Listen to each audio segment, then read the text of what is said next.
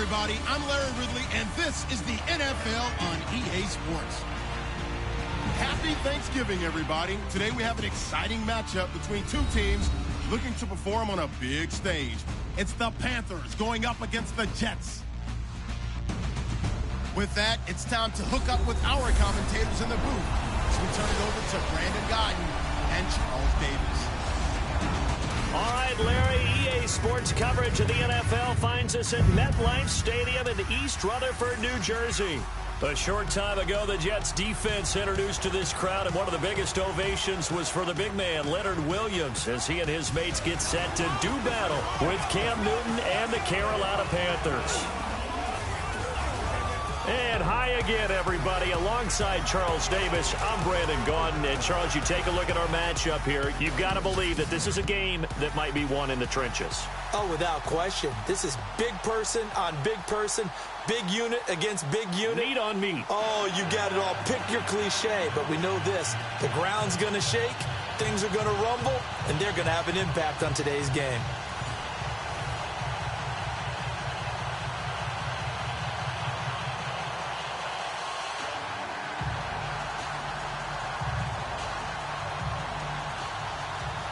The kicker, Graham Gano, set to put his foot into this one. Get strapped in. It's just about time to get the party started. This fielded at the 2. And he'll take this one near the 25, call it the 26-yard line. So now here comes the Jet offense as they get ready to take over. They're led out by their quarterback, who's in his 16th season now in the league, way back when he played at Sam Houston State, Josh McCown. I think it's safe to say that their quarterback position remains unsettled, even with Josh McCown assuming the starting role. He wants to be the guy. He'll mentor other people around him, but don't underestimate his competitive instinct. He wants to be the guy to lead the Jets.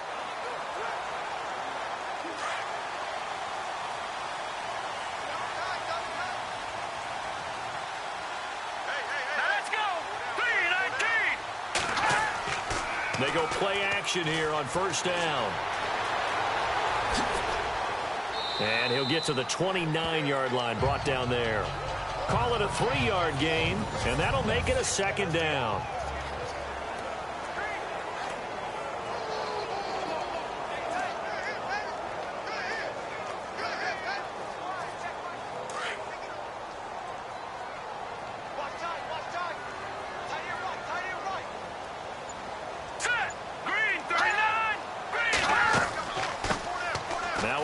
This is Bilal Powell.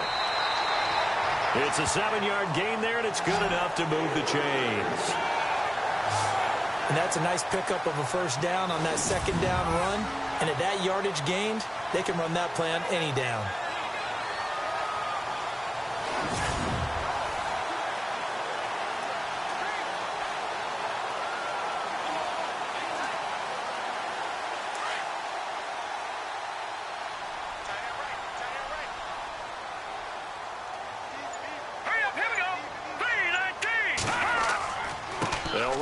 Again, it's Powell. Give him 3 on first down. It'll set up a 2nd and 7. And the starting crew defensively for Carolina. Luke Kuechly has been so good that when scouts go out now looking for the next talent, they say they're looking for the next Luke Kuechly. Why? Speed, intelligence, toughness. They figure if they can find that in one package, they have found their next middle linebacker.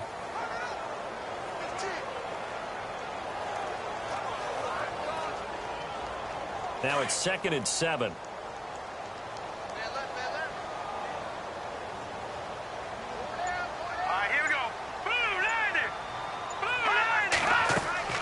They'll run it now out of the gun. And he'll get this across the 40 and up to about the 42-yard line. 3 yards on the pickup. That's going to set up an interesting 3rd and about 4 to go. Looks like they're establishing a pretty good pattern here because they've been very heavy in the running game on the last 4 plays. Yeah, you took the words right out of my mouth. So far, 4 plays in this drive, all 4 on the ground.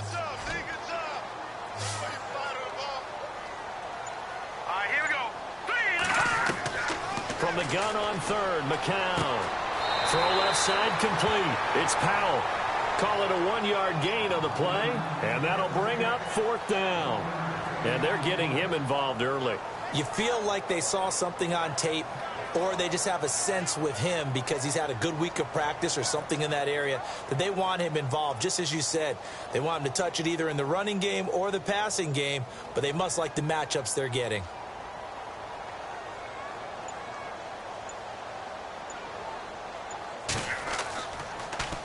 And he gets this away, and look at this. This is a good one. And that'll hit in the end zone. Much too much leg there. That'll be a touchback. So here are the Panthers now for their opening drive. They'll be brought out by their seventh-year man out of Auburn, the 2015 NFL MVP. It's Cam Newton. That word focus is used so often in the NFL, and I think that in this case, the word refocus will come to mind when you think about Cam Newton. 15 wins in a Super Bowl appearance after the 2015 season. Last year, just 6 wins. I think Cam comes back with a whole new dedication and a new way of doing things, moving the ball around to maybe the running backs a little bit more instead of carrying it himself.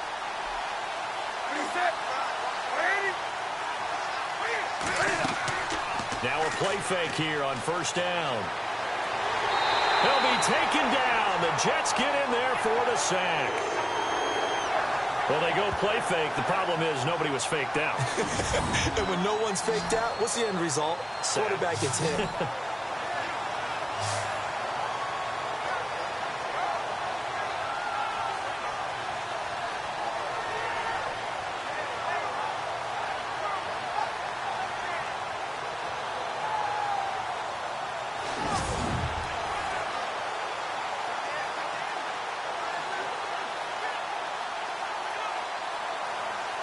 So the defense has put them in a tough spot. It's second and long.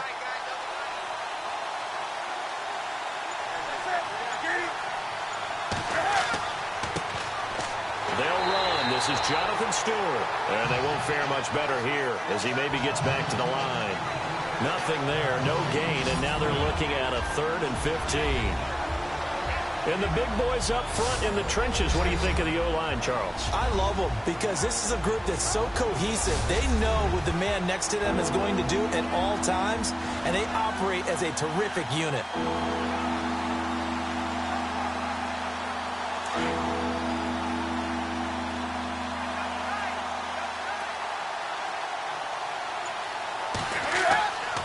Third and long. It's Newton. And he gets it to Funchess complete. And he's able to get it to the 33. Good enough for a first down. He goes for 18 there as the drive will continue. Well, clearly one of his advantages as a passer is his height. Sit back in the pocket, fired over the middle. That makes things tougher defensively, doesn't it? It really does, because your goal is to move the quarterback off his initial spot when he gets his drop back completed. But when you have that type of height, he can stay in there if he's willing to take the hits and just fire over the top, which saves him time and actually completes a play a little bit quicker than it normally does for a quarterback who has to slide and find open space to throw. On first down, it's Newton. It's a short one here, complete to the tight end. The completion good for 3, and it's second down. And a look now at how the Jets line up defensively. I absolutely love Muhammad Wilkerson's versatility. You can play him over the nose. You can play him out at defensive end. When he's healthy and he's right, he knows how to go after the quarterback. Had 12 sacks in 2015. And then broke his leg in the final game of 2015. Only had 4.5 sacks in 2016. Expect him to bounce back into form in 2017.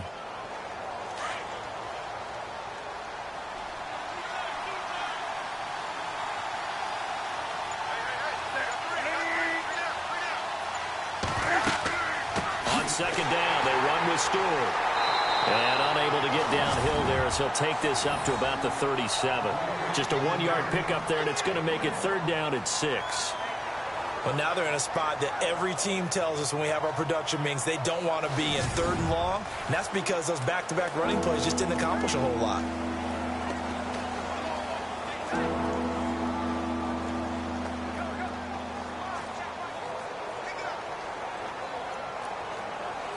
The Jets will bring in a nickel set as they try to stop this third down.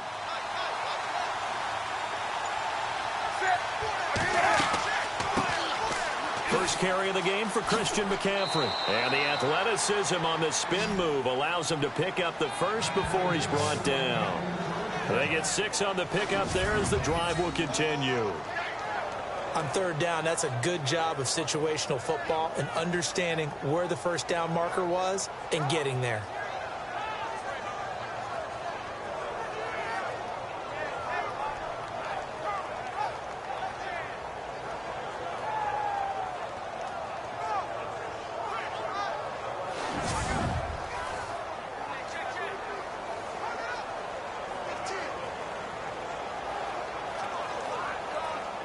So the run gets them the first, and now they operate with a fresh set of downs.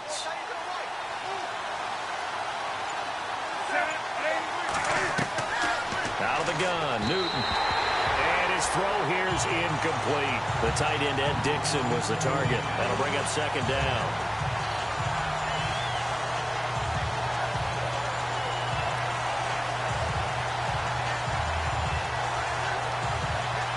Offense walks to the line for play number 7 of the drive.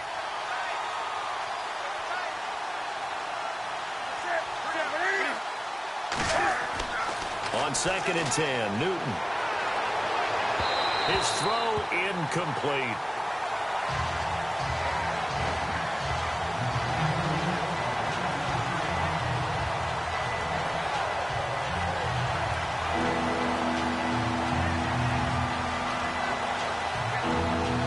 Comes the 8th play of the drive, and they need a full 10 yards on third down.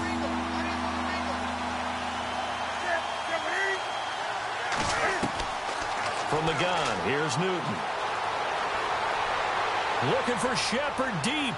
And a shot taken on third down, unsuccessful. 4th down now.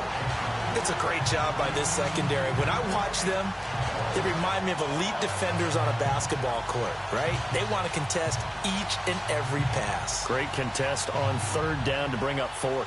Now a man who subbed in for Andy Lee down the stretch last year, Michael Pilardi, to kick it away, as he's on to punt for the first time this afternoon.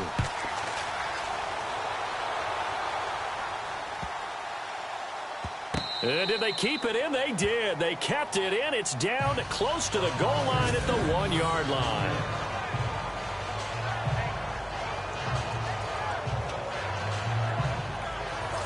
Now the Jets offense gets ready to head back on the field. Well, they're going to have to go at least 50, 60 yards here if they want to ensure that they don't have to punt the ball like they did last time. Yeah, so what you're saying is we're not playing to just get out of the shadow of your own goal line, right? You're playing to make sure the punter doesn't see the field again. So it's not picking up a couple of first downs. You want to pick up 5 or 6 first downs and make sure you move the ball into their territory. Very tough spot here for the offense to start.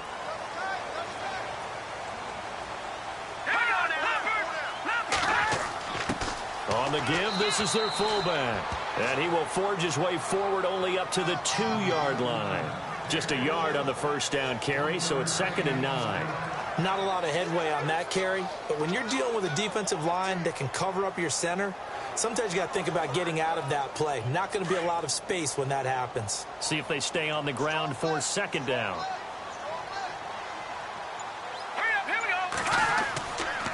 McCown going to hand this one off to Powell. And he is going to lose yardage here. It's a loss of 2, now 3rd down.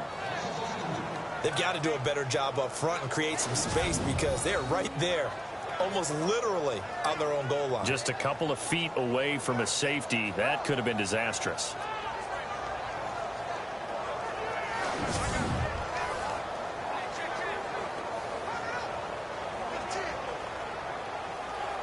Facing the prospect of a punt from their own end zone, they need some cushion. Let's see what they can do on 3rd down. Let's go! They go again with Powell. And this one will be taken up. They'll spot it right at the 7. It's a 6-yard gain, and it leaves them looking at a 4th down. Frustrating for a defense, energizing for an offense. Finding a way to create that type of yardage in your running game, that'll make the guys carrying the ball very, very happy.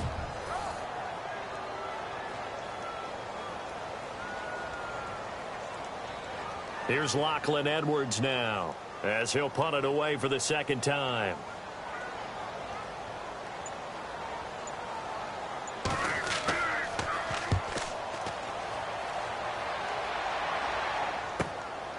And it's fielded at the 34. A big kick there. We'll call it 56 yards on the punt. And the Panthers will take over now, 1st and 10. The Panthers offense here, they get ready to head back on the field. The last couple of drives have ended in punts. Maybe the crowd minds that, but you're a defensive guy. You're okay with a couple of punt drives. Listen, I'm the guy that loves a 0-0 pitch game. All right, in baseball, I can handle that going into the 7th inning. I think the crowd, though, they want to see a little bit more excitement. Let's see if someone can break something free on offense and get going. Offense at a premium the last 2 drives.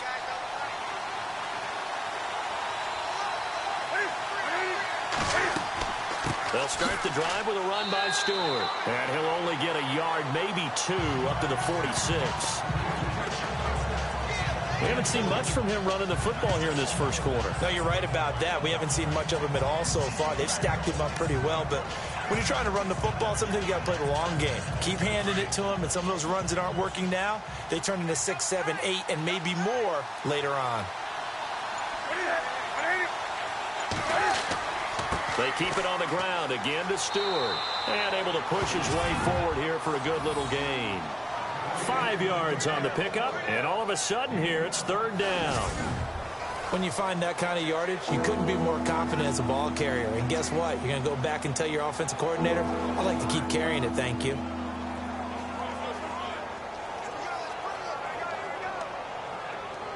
The Panthers on 3rd down. They've been okay, 2 for 3 thus far. Here it's 3rd and 3. To throw is Newton. And the Jets pressure too much as down he goes. Steve McClendon able to drop it for a loss of 12, and it'll be 4th down. Well, you don't usually get a sack from a nose tackle spot, but we got one there. No, we don't, and a lot of the times in passing situations, they end up off the field anyway. So how happy was he to work his way back to the quarterback and put him on the ground? He's going to end up with a nickname after something like that, some Big Jelly or something like that. Here's Michael Pilardi now as the drive goes backwards, so he's on to punt it away.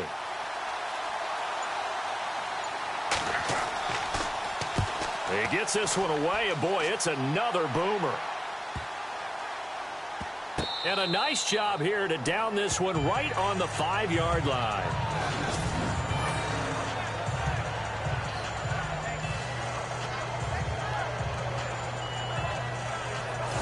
And the Jets set to take the field. And this is their 3rd drive. Maybe the focus right now not so much on points, but getting their first down. And when you start off a game, you don't even think that's an issue, do you? But you go a drive, a 2nd drive, no 1st down, that becomes an issue. Now you got to think about, okay, what type of play calling do I have to do to get us in a spot to pick that first one up?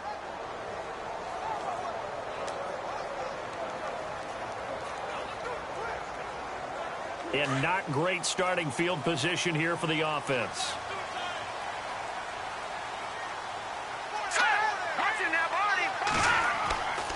They start the drive with a give to Powell. And he'll be out of bounds up past the 10-yard line. It's a 7-yard carry to set them up with a 2nd and 3. I think they're ahead of schedule now after that run. They might be bold with this 2nd down call after that type of a game.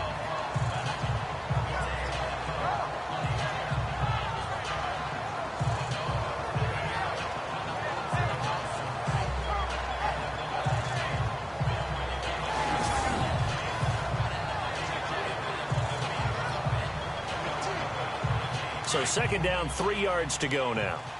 Single receiver. Hey, you're on an island over there. Single receiver. All right, here we go. Boom, landed. Working from the gun, McCown. And out of bounds across the 15-yard line. They get 5 out of that one, and it moves the chains. Let's make this one simple. What a catch, especially the finishing part of getting his feet in bounds, toe tapping, and, of course, foot dragging. A little tapestry, if you will. Oh, I like it.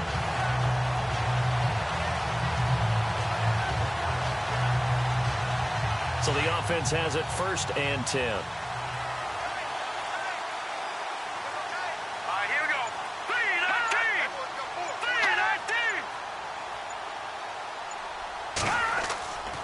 3-19. This is the running back, Powell. And he'll lose yardage here, back to the 15. It's a loss of 2 there, bringing up 2nd down. Wow, that play got shut down in a hurry. As soon as the snap came, you could see defensively they were just closing in. That was going nowhere. Yeah, you count on your offensive line to give you a little bit of space, a little bit of time so you can make a move. There was none there for him.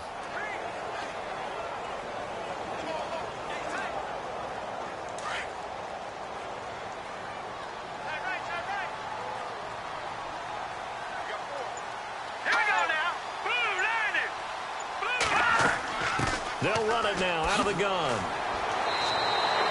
It'll be a gain of 5, and it's going to bring up a 3rd and about 7 left. On a 2nd and long, it's really nice to see an offense that has enough confidence to run the football in that situation. I think that goes back to their practice and game planning. They've seen things that they've seen on tape and in previous games that led them to believe that even in a long-distance situation, they can still run the football and gain enough yardage to put themselves in a good spot on 3rd down. Into double coverage, and it's intercepted. Picked up by Thomas Davis, and they will take over at the 26-yard line. Oh, timing is everything on a route like this. He tried to drive that football into a tight spot. And if you're a little early or a little late, chances are there's going to be someone there. And sure enough, this one's going the other way. Here come the Panthers now, set to take over on offense. They were forced to punt last time. Now, I doubt sincerely that they'll have to punt here because they're gifted with terrific field position. I don't even want to think about the idea that they would end up punting starting with this type of field position. Neither do they. Great starting spot, great opportunity to run your full playbook. They want to take a shot here, they can go ahead and do it.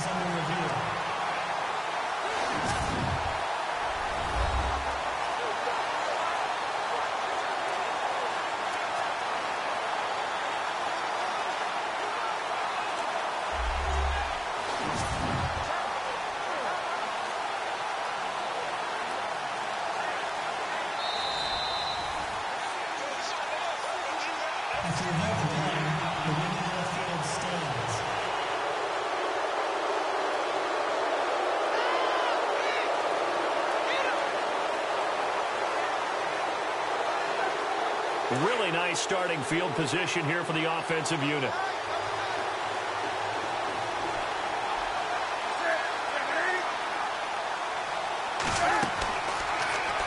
Cam's going to run the option right. And taking it to the 15-yard line before he's brought down. A really nice effort that time. 12 yards on the keeper, picking up the first. In this case, I would love to be an offensive coordinator and draw up designed runs for Cam Newton. Absolutely. And he can obviously throw it. He can pass. I mean, heck, 2015 first quarterback in NFL history. Over 30 touchdown passes and over 10 touchdown runs. He can do it all. He's the ultimate weapon, isn't he? So they pick up the first down after the run, and now they approach for the fresh set. Now Cam, option left. And they get to him quickly here as he stopped right around the 13. 2 yards the gain on the keeper, and it's second down. Anytime you decide to use your quarterback as a runner, most of the time when you design a play, you're expected to break a little bit bigger than this one, because when you run him on short gains, your risk-reward and him taking hits, I'm not sure that's the payoff they were looking for.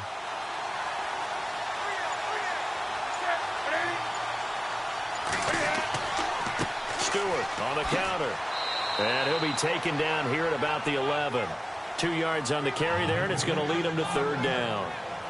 In order to play really good run defense when you're playing a 3-4, those 3 guys up front, the nose tackle and the guys they call the defensive ends, they're usually big, big people because they're going to have to eat up a lot of blockers because it's usually 5 on 3. And when they do their job well, guys who play on the inside, those inside linebackers, they're able to just roam and hit. So we're through a quarter here on Thanksgiving Day. 0-0 our score, and we will return to MetLife Stadium after this.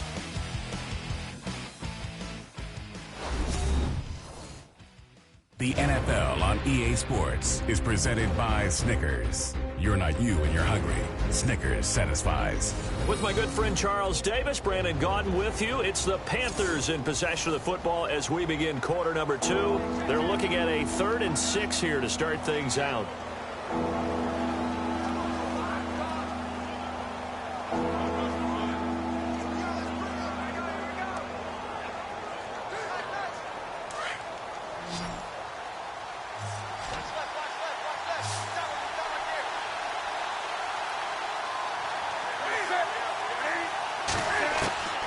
A shotgun snap for Newton. And he will take it across for a Panthers touchdown. Devin Funchess, an 11-yard touchdown. And his guys are able to strike for 6. It's never fun for a defense to run on the field knowing that they're having to defend a short field. Just the idea of trying to limit an offense in that position, daunting for a defense.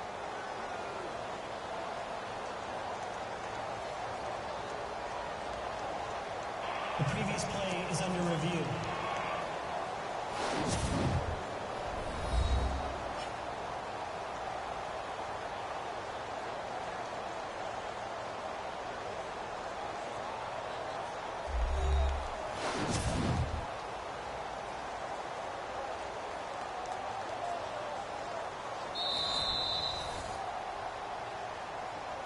After review of the play, the ruling on the field stands.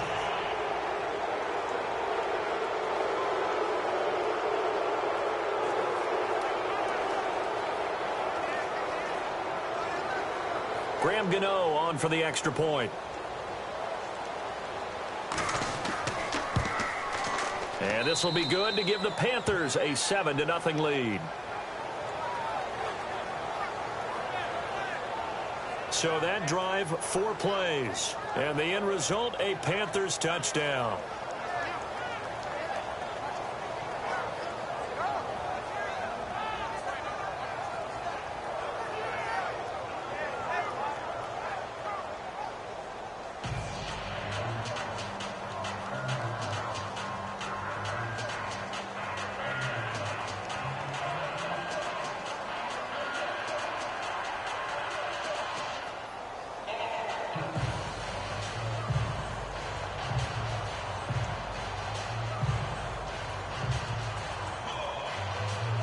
Gano out to kick this one away.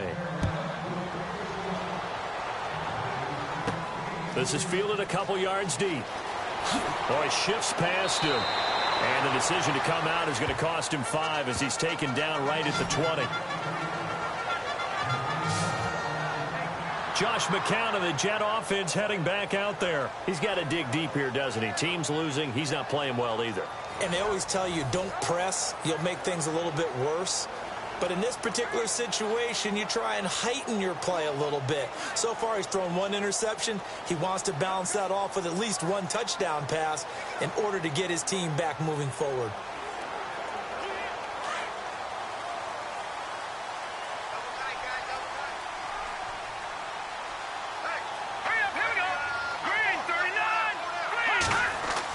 They start this with a run for Powell. And he's going to get this one across the 30-yard line. It'll go as a gain of 11 and a Jets first down. There's so much for him being bottled up throughout the day. Finally finds a way to break through and get a really nice gain. The defense had felt great about what they had going. Now they've got to turn their attention to getting it back in that direction. Can they bottle him up again? Because I'd say after that run, confidence is pretty high for him.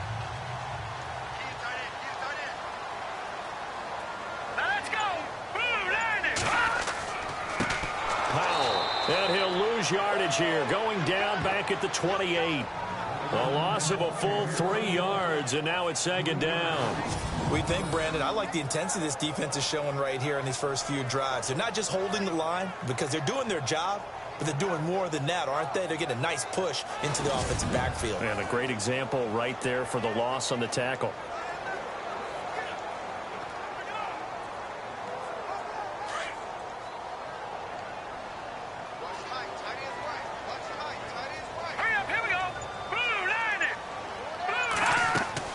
They'll run it now out of the gun. And not much. Maybe a yard up to the 29. The best defensive linemen They play with great leverage so they can get low and not get bowled over by offensive linemen. They have excellent hands. They can throw people off on a play. We just saw a great example of a really good run stop by a guy playing the defensive tackle position. Let's go! 3-19! Throwing is McCown on third down. And he finds Safarian Jenkins.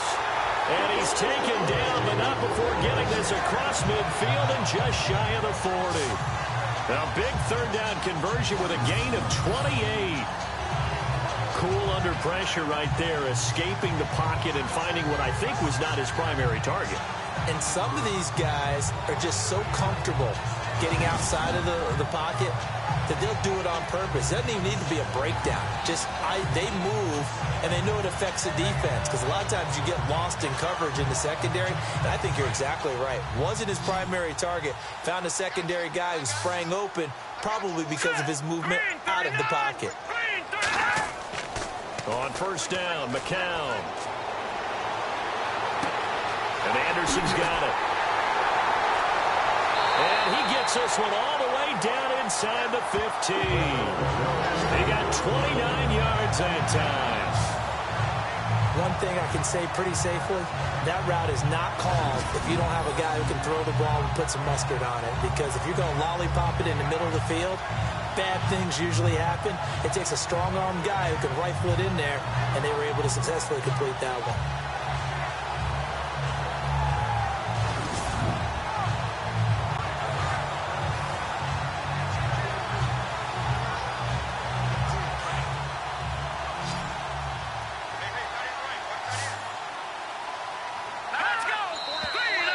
Now whistles come in before the snap. Looked like one of the Jets may have moved. False start, offense.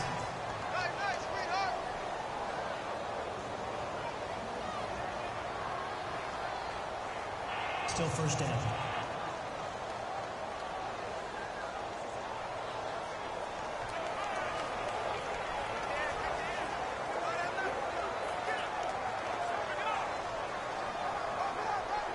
The penalty on first down backs him up 5. It's now first down at 15. Here we go. Shotgun here for McCown. That's complete over the middle to Stewart. And they'll bring him down at the 13-yard line. A gain of 6 there on first. This drive, it's been a good mix. 3 passing plays, 3 runs, hitting on all 3 of those passes, and the last one putting him in the red zone. So wouldn't you think play action right here? Because you've got the ability and had the ability to run it and throw it. Go play action and take your shot at the end zone. Set. Green 39. Green 39. Here's Powell. And they'll go backwards here, losing yardage to the 14. They'll lose a yard, and it brings up 3rd. Luke Kuechly combines speed, intelligence, toughness, puts it all together. It makes plays like one we just saw there. He may not be a big-time blitzer, but, boy, he knows how to pursue straight ahead and make plays in the run game. The Jets on third down. They've only converted once in 4 tries. This is 3rd and 10. So the false start will back them up 5. False start, offense.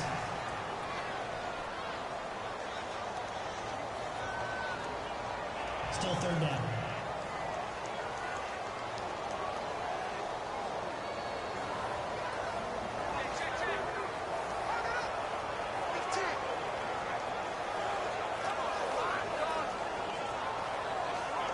The Jets on third down. They've only converted once in 4 tries. This will be 3rd and 15. Let's go.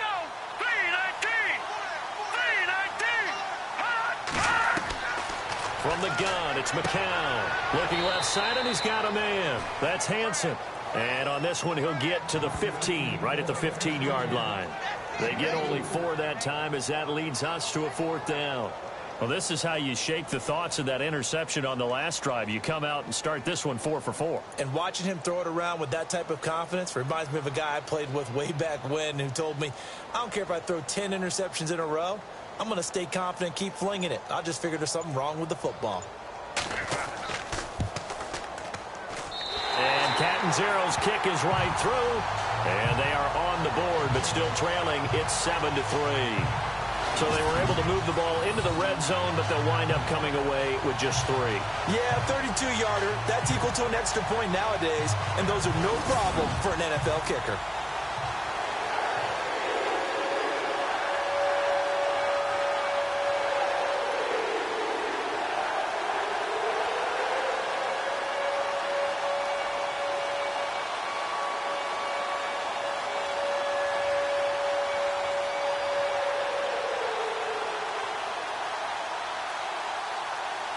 Now after the made field goal, Catanzaro to boot this one away on the kickoff.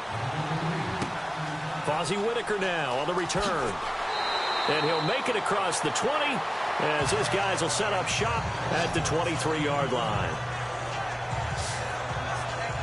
And the Panthers coming out now. And for them, a touchdown their last go-around. Obviously, they'll be hoping to do that again. And when you start plotting for this drive, when you start thinking to yourself, okay, what are we going to do? You don't go away from what you did before because that worked, but you have to be prepared for wrinkles and counters because you know they'll make some adjustments.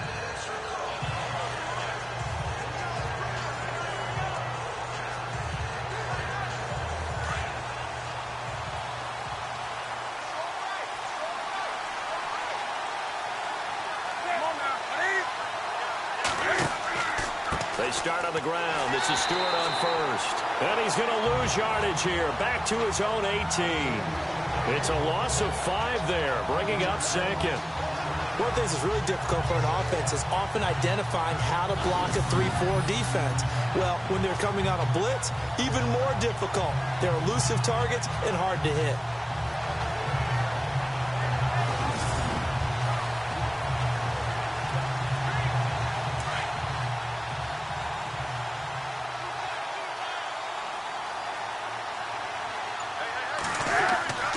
Here's Newton now on second down.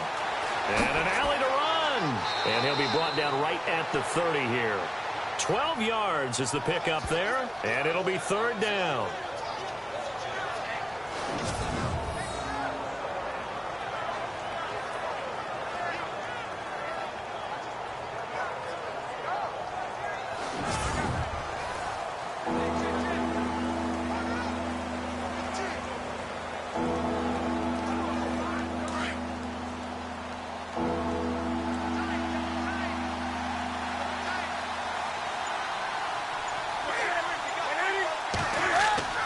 Newton on third down.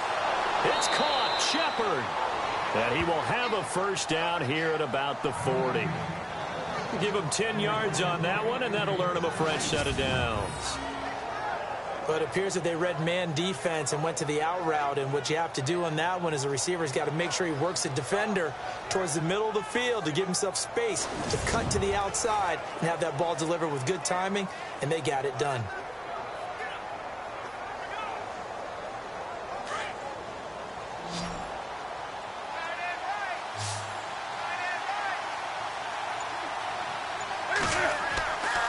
Now Newton on first down. Oh, he's got some breathing room. And he slides to avoid the hit. 11 more yards that go around. A first down as well.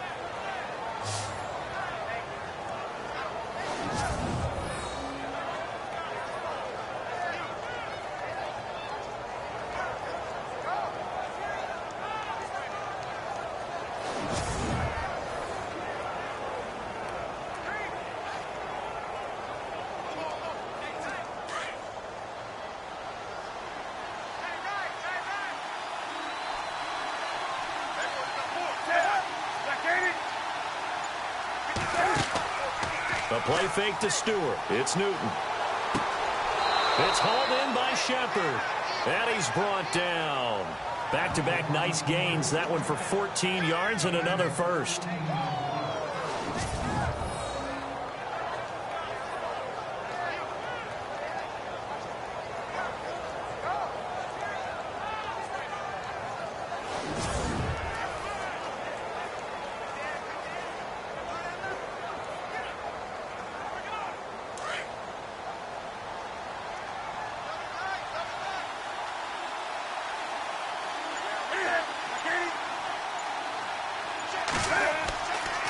Now Stewart on first down. And give him 4 yards there. It'll be 2nd and 6. Tough running there. That's a hard-earned 4 yards. Yeah, those are the unsung kind of runs. They don't fill out the stat sheet, but they do set you up in good position on 2nd down.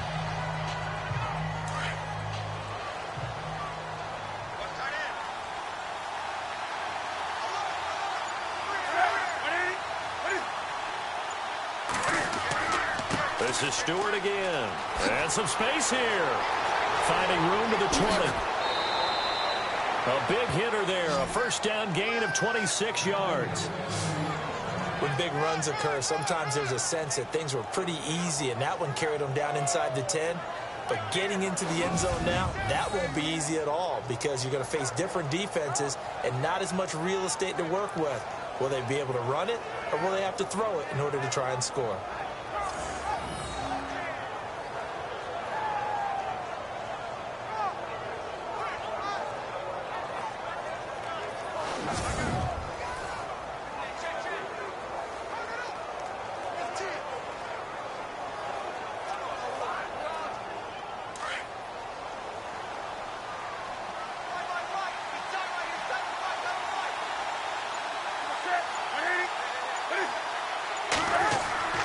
They'll try to run with McCaffrey, and he will take it across for a Panthers touchdown. A great effort there. A 6-yard touchdown run, and the Panthers are able to grow their lead. And there you go. Nothing really too complex. Block, keep to your assignments, let them run it in. They did it. Fundamental football. Good blocking beats good tackling on that play. End result, touchdown. Gano for the extra point.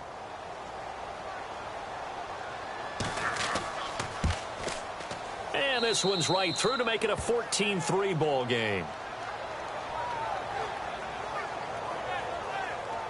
So that drive goes 8 plays. And the last play on the drive, the touchdown run from Christian McCaffrey.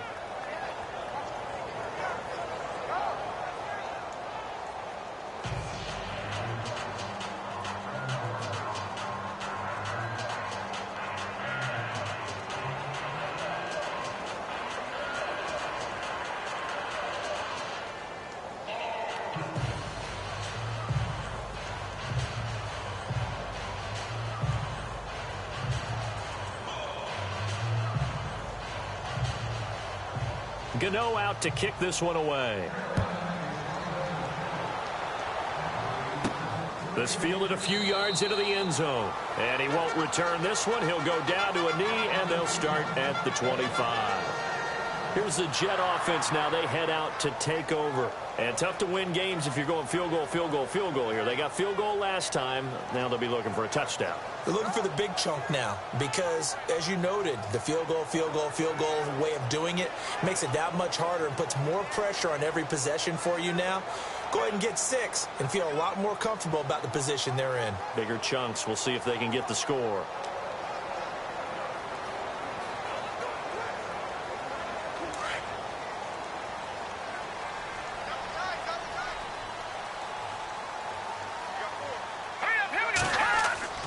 They begin with a carry for Powell. It's a pickup of 4, and it'll bring up 2nd down. Well, if you're a football guy, that's a pretty run because everyone is in sync right there. Obviously, the guy carrying the ball, but how about the people up front? Leverage, athleticism, they created some nice space for him.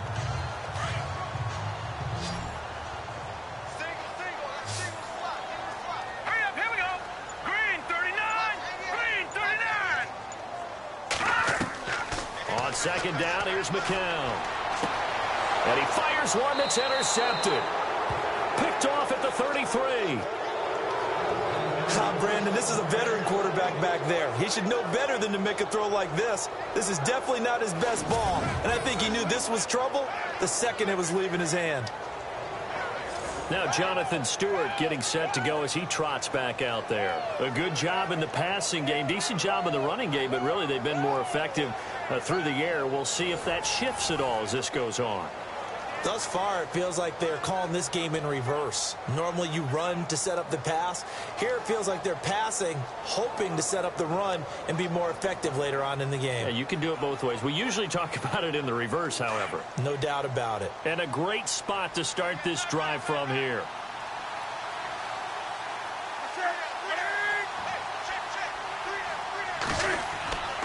Newton gives off to Stewart. He winds up getting only a couple there, down to the 29. Well, they held him to a short gain on that one, and it almost felt like on that first run, they were trying to just throw the jab at him. So how do you stop a jab?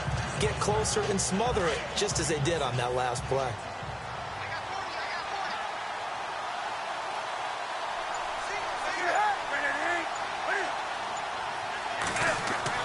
On second down, here's Newton. And incomplete there. A nice hit. Jars the ball free and brings up third down. The turnover put them in great field position. They don't want to squander it with third down coming up. No, not at all. And you know what else you do? You make your defense mad. Yeah. They got you the football, gave you a great opportunity. You got to cash in and get some points.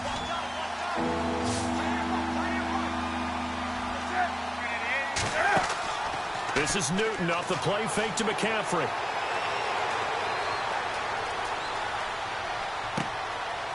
He's got his man on the crossing route. And he's going to be taken down here with a penalty flag on the field. Illegal forward pass. Offense.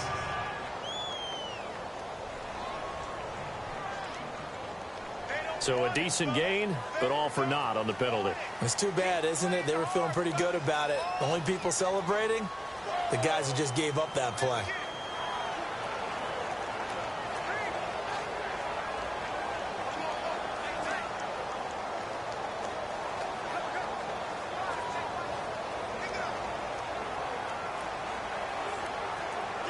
So now off goes Newton, and on comes the kicker, Graham Gano.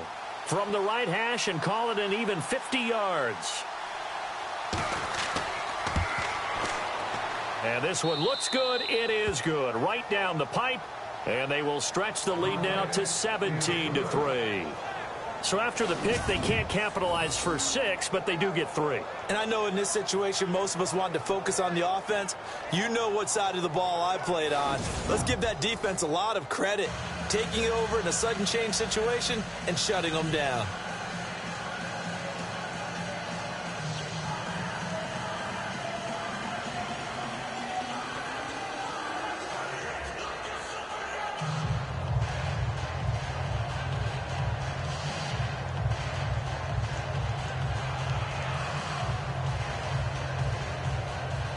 After knocking through the field goal, here's Gano back out there now for the kickoff. And they will not get a chance to return this one as it's through the end zone for a touchback.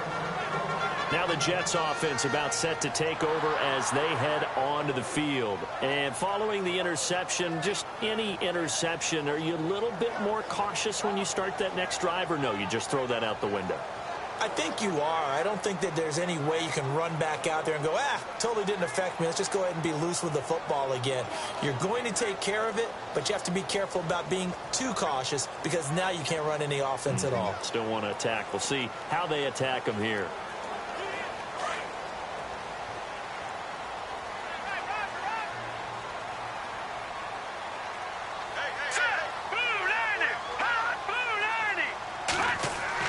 They go back to the air here after the INT on the last drive. And they're able to get this one across the 35. Give them 12 yards there, and the Jets have a first.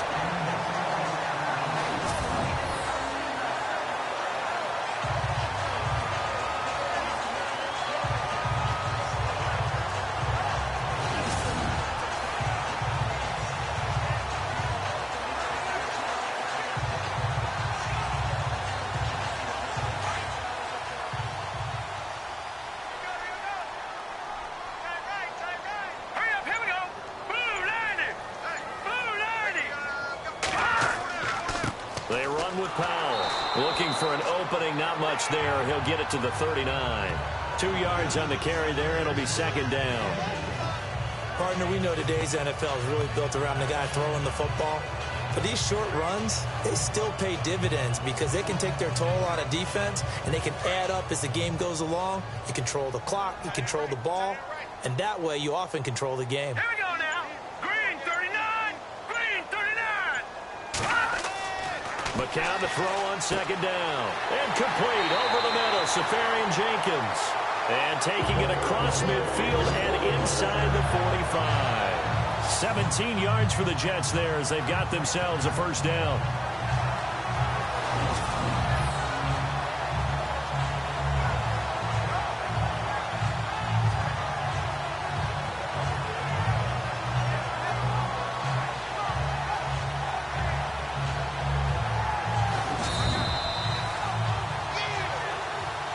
To play here in the first half. We'll come back to MetLife Stadium after this short timeout.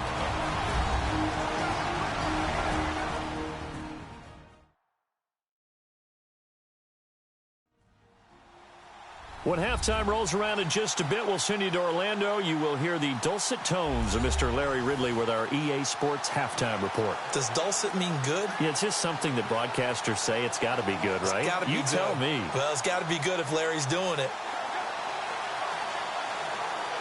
First down and 10 now for the offensive group. Single receiver. Hey, you're on an island over there. Here we go now. Green 39. Green 39. Now McCown. There he goes inside the 30. Caught. Safarian Jenkins, right side. 15 more there, and they're on a roll. It's another first down. Almost not fair. The big guy running the corner route, being able to lean and push and get to where he wants. So how do you stop it? A lot of times you want to have a linebacker on him, a bigger body guy who can handle him physically. But a lot of times that doesn't work as well because his quickness often wins the route.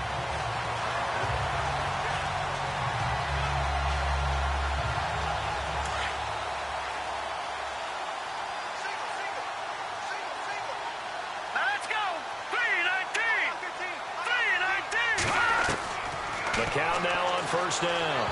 Nowhere to go here. He lost the football. And it's picked up by the Panthers. And his guys are going to take over at the 34-yard line. Often on fumbles, you look at the guy who coughed it up and say, geez, what did he do? But, hey, let's tip the cap to the defense here. Not a problem at all, my man. I'm not even going to tip it. I'm going to doff my cap to him. Congratulations. Big-time play. Knocking it free and creating something good for your team.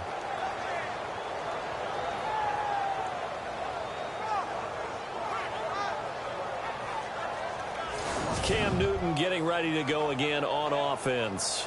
He's played a pretty clean first half, a touchdown, no interceptions. Frankly, that's what they expect out of him. They want to see the ball thrown and thrown well, and he's able to do that and put it in the end zone. They'd love to see more of that before this game finishes. But right now, he's got his team in a good spot. A good spot, maybe looking for touchdown pass number 2 here in the second quarter.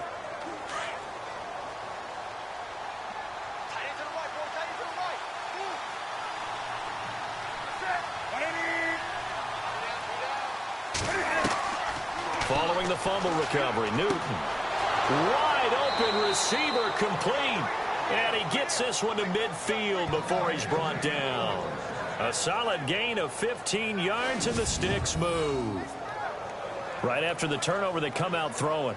And that means it's a sudden change situation. We used to practice it on defense. Sudden change, get out there, stop the offense. But you typically run out there a little bit unsettled. I think that's why he came right out throwing the football, hoping to catch him off balance. And he did.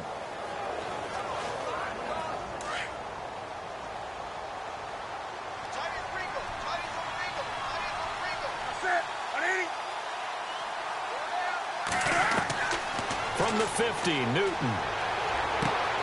Oh, he's got a man wide open, complete.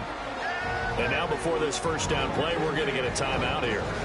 As they get the stoppage with just under 50 seconds remaining in half number 1.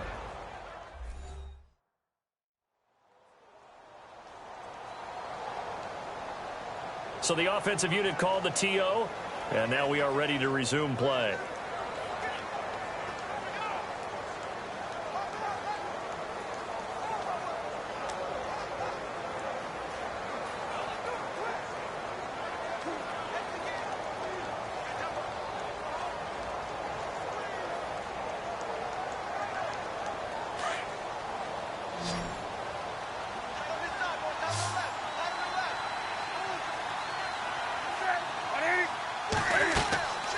on first down. Newton. And he gets it down a yard or two shy of the 30 before he's out of bounds. 7 yards, the pickup on the pitch and catch. If you're running out route, it's likely you're going to end up near the sideline. And what did we just see there? Toe tap. You got it. The benefits of practice. Toe tapping, foot dragging, picking it up, and making sure it was a catch.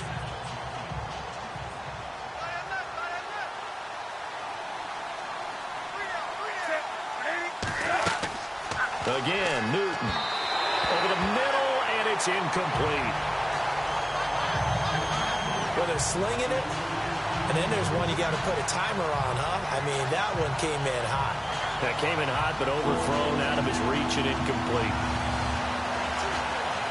The Panthers on third down. They've converted 4 times out of 6. Not bad. This time it's 3rd and 3.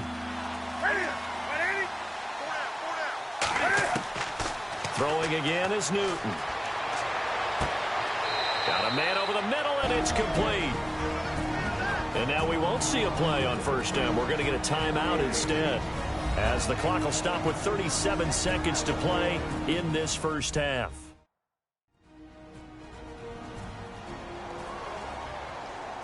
So the offense takes the timeout, and they are back out and ready to rock.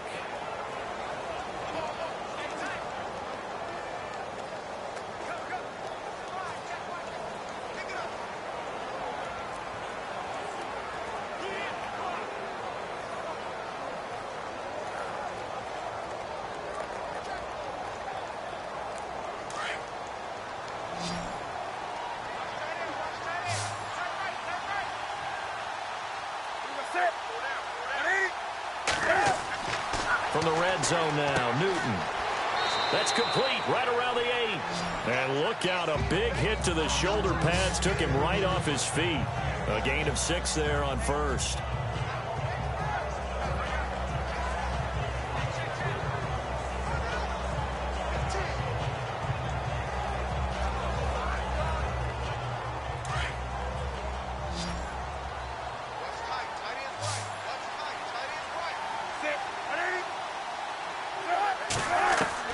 Newton throwing again. This will be caught at about the 5. And with just 4 seconds left in this first half, a timeout call.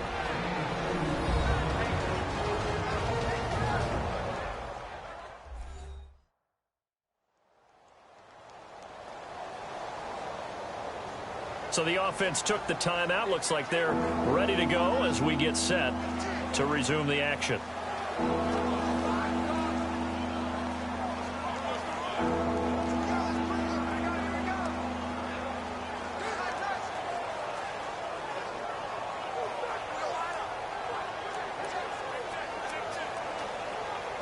So with 4 seconds to go in the half, here's the field goal unit onto the field. From the right hash here, should be an easy one. And Gano's kick is right through. And that'll push the lead up to 17. So they get the 3, increase their lead to close out the half. Excellent way to end a drive, going to the locker room with a little bit of extra momentum after adding 3 to their total.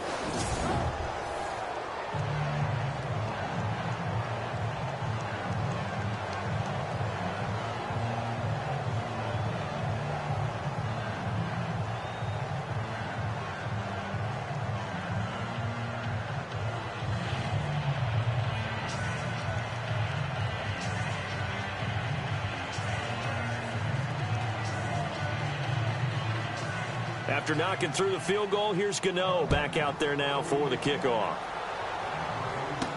That'll be taken in the end zone. And not wanting to risk anything here late in the half, he'll just take a knee, and they'll bring the football out to the 25.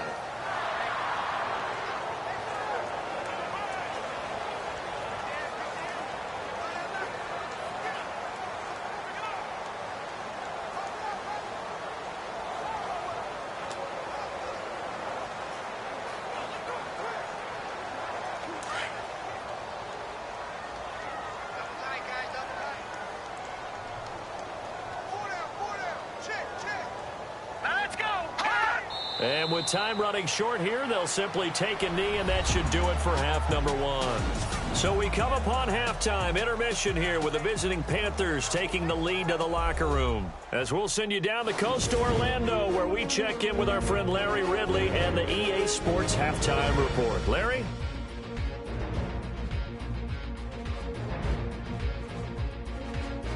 Here we go. Let's do this. Here's your first half highlights.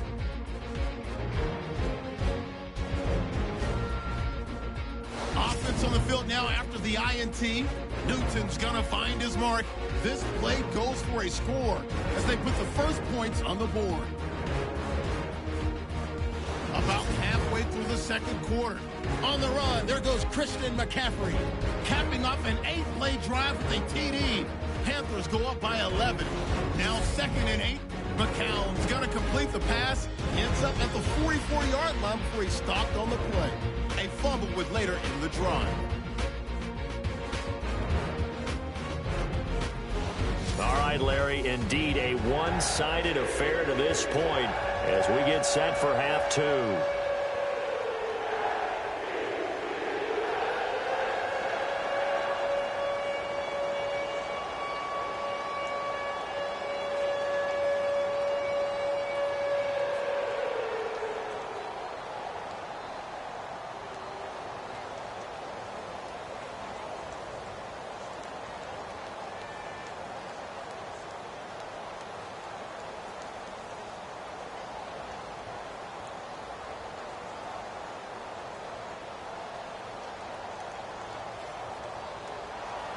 So both teams have their marching orders, and we'll get going again here in quarter number 3.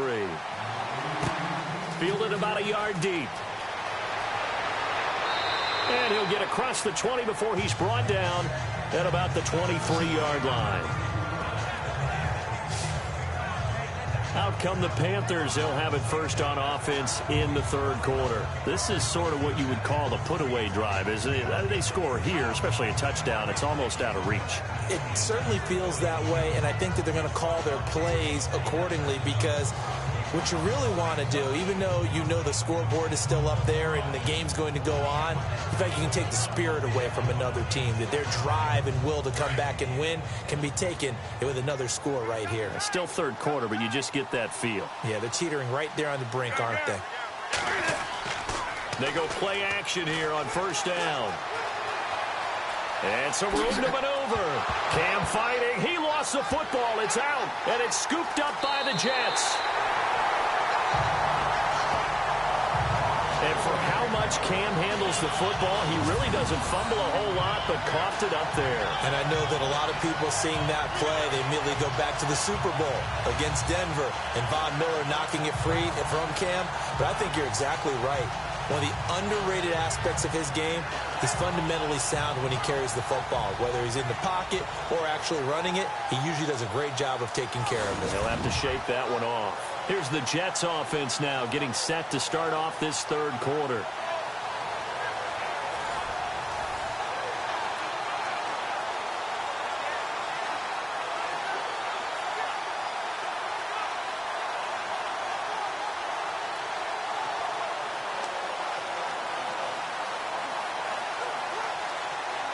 And they'll start this drive with very good field position. Here we go now. Blue 90. After the fumble recovery, here's McCown. Under a heavy rush, and down he goes. Thomas Davis not dropping into coverage. He comes on the blitz and takes him down for a loss of 9. Look, Carolina had a number of issues last year, and that's why they slumped to 6-10 after a Super Bowl appearance. But pass rush wasn't a problem for them. They still got to the quarterback. 47 total sacks. That was just one behind Arizona, who led the league. Yeah, I think the biggest issue for them, young corners that gave up a lot of big plays.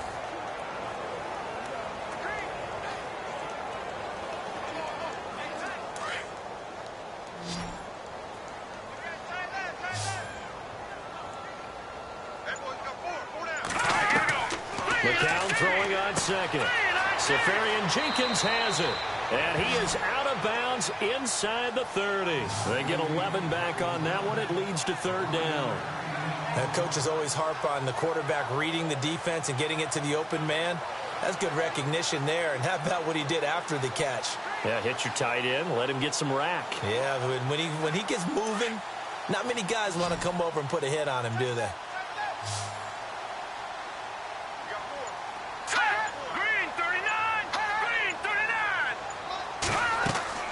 Faking the give to Powell. Now McCown. He's got Curse. And they do get him down, but not before he reaches the 4-yard line. They're able to convert on third down, and that sets up a 1st and goal. He's such a good route runner. Shows it there on third down. Very proficient and a good pass. And you know what I've observed over the years in the NFL? The better a route runner you are, the more confidence your guy's going to have in you to go to you in important times because he can trust you being in the right spot, and they connected there and picked up a 1st down. So after that big gain, let's see what else the offense has up its sleeve.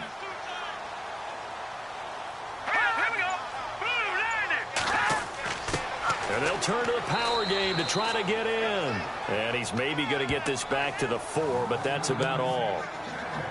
No gain on the play that time, and it sets up 2nd and goal.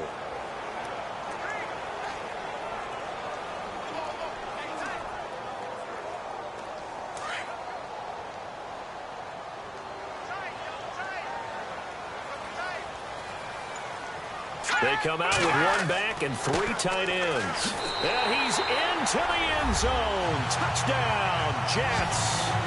Bilal Powell taking it in from 4 yards out. And the Jets are able to close the gap just a bit. That's the score you felt they had to have here in the 3rd quarter to get back in this game.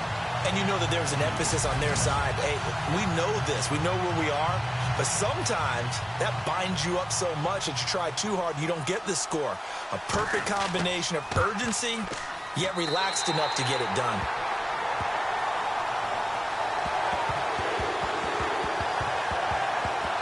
The drive summary that time, 5 plays. And it's finished off by the touchdown run coming from Bilal Powell.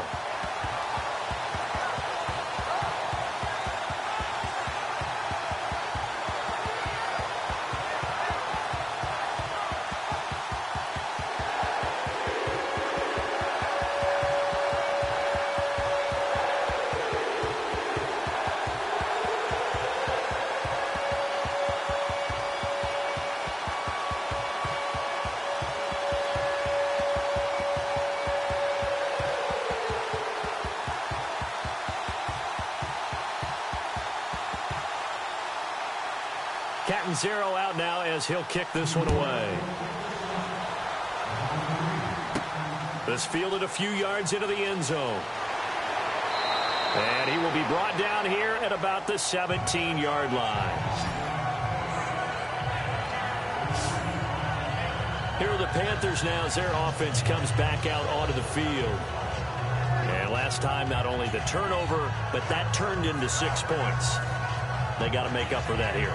We always hear about empty possessions, but some are worse than others. You can have an empty possession, pump the ball away, get yourself set to play defense, but when you turn it over, it changes momentum, and when they take it downfield and punch it in on you, that's a bad possession all the way around. Yeah, but you're hungry to get back out there, aren't you? You'd better be, because otherwise, it's going to be a long day for you. Now a 1st down throw for Newton. A dump off here to Stewart. 10 yards on the pickup there, and it'll be 2nd down. So many times you hear today's NFL described as a space game. Get your best players into space with the football in their hands. That's why sometimes you swing it out to your runner, get him out in the flat, and let him have a chance to make people miss an open field. Completed pass play. Now let's see if they go back to the air or to the ground.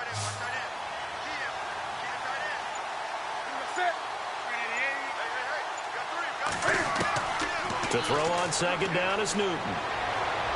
And his throw is incomplete. He was looking for the connection with Devin Funchess. And it's 3rd down. Well, too much oomph, too much mustard there on that pass. They really turned it loose, didn't they? Really cut loose with that one. Sharp, strong. Didn't lead to a completion, though. Made it very difficult. The offense on 3rd down tonight, they've been very good. 5 for 7 thus far. They're looking at 3rd and a few inches. They'll try and run it. Here's Stewart. Give them 11 yards that time and a new set of downs. Brandon, what were they thinking on defense there? They looked like they were playing for the pass. That was 3rd and short. Yeah, it was an easy pickup because they handed it to him. That was way too easy. Just looked like absolute confusion defensively. Not sure why they were in that set. Yeah, I'd say you ought to have a few men in the box there.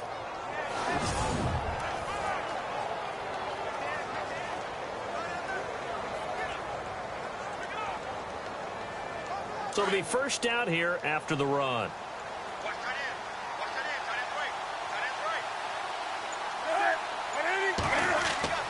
They go back to Stewart on first. Room to run past midfield. And he's going to get this all the way down inside the 35. A big run there. 29 yards and a first.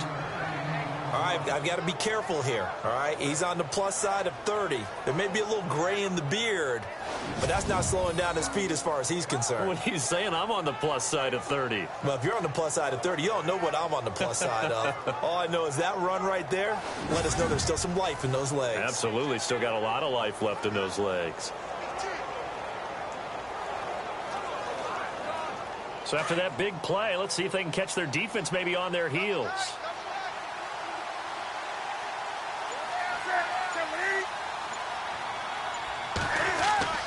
On first down, it's Newton. And the tight end Dixon left side. And he gets this one all the way down inside the 15, just shy of the 10. 23 yards on the play. Well, coaches always talk about finding balance on offense. I don't think you get much more balance than this. Big-time run, big-time pass. A 1-2 combination. Looked pretty good. How about that? Let's see if they can continue to take that kind of a punch, though.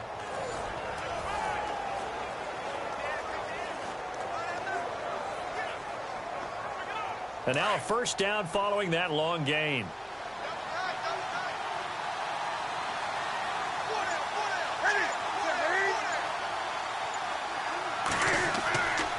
Now with toss, this is McCaffrey.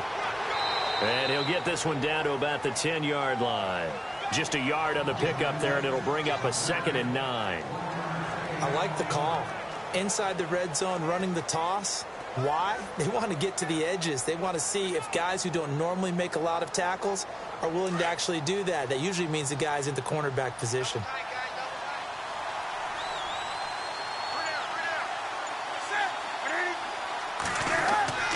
On second down, McCaffrey.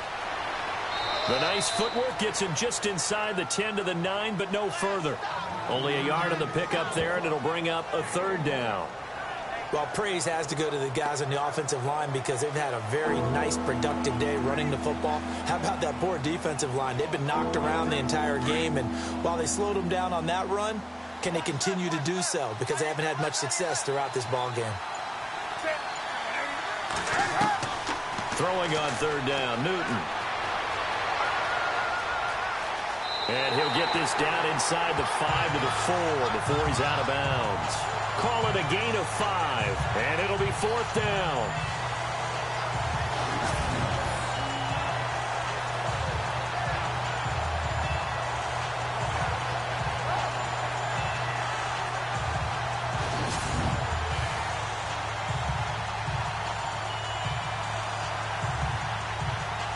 So now off goes Newton, and on comes the kicker, Graham Gano. From the right hash, and this one just a chippy.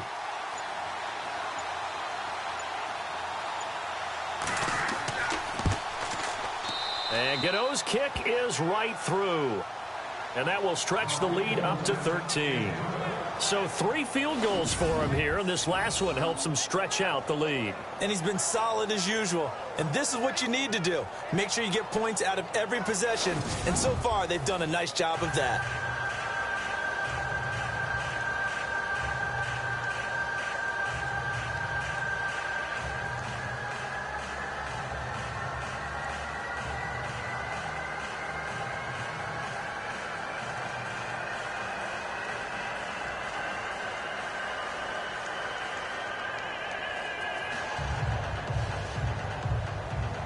After knocking through the field goal, here's Gano back out there now for the kickoff.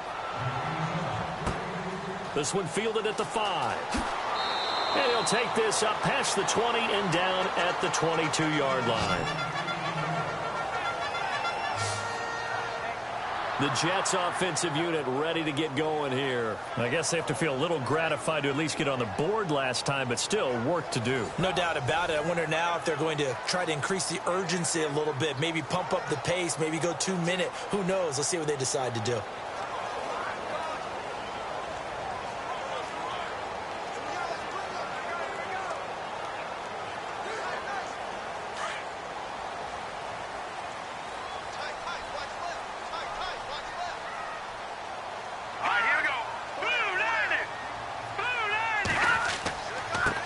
Now a handoff here to his running back. And he is swallowed up right at the line of scrimmage. No gain on the play there. Second down. No gain on that run. And while the team is down, there's still time to come back and win the football game. If I'm the offensive coordinator, though, I've got to think about moving at a faster pace and maybe opening things up a little bit and throwing it a little bit more.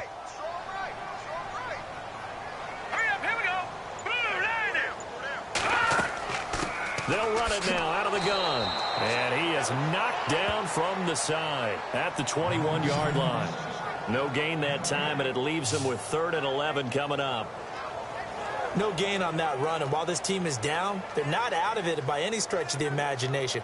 Maybe you just have to think about different style of running in order to get this guy going. The Jets on 3rd down. They've converted just 2 for 6 thus far. This is 3rd and 11.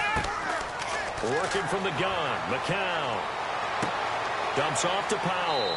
And they'll bring him down at the 27-yard line. It's a gain of 5 on the play, and that's going to bring up a 4th down.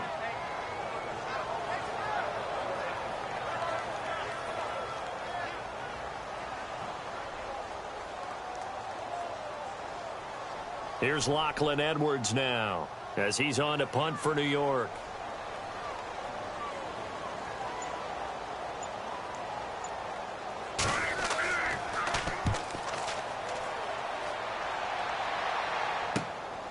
This will be fielded at the 17.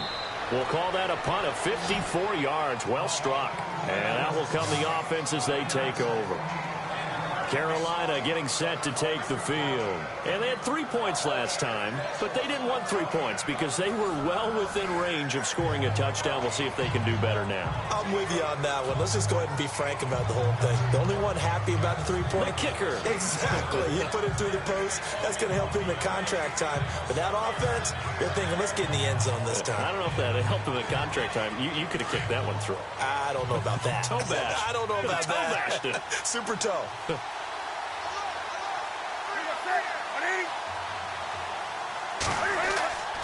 Now a play fake here on 1st down. It's caught right side, Dixon. And they're going to get this one all the way out across the 45. A very solid gain of 27. We often, with Cam Newton, talk a lot about his legs. Don't forget about that arm. He can throw it on a rope. He can loft it. He's got the touch that's been developed throughout his career. But the big part about just watching him throw it, it seems almost effortless.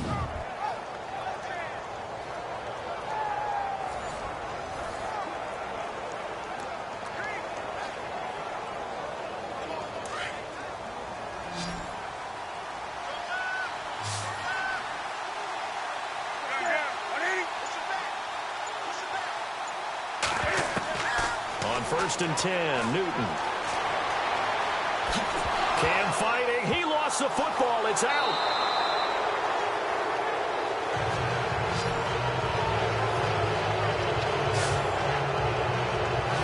Call it luck or skill, whatever the case is. They're feeling good about just keeping the football there. Yeah, the biggest thing that they're calling it now, our ball. I mean, they don't care if it was luck or skill.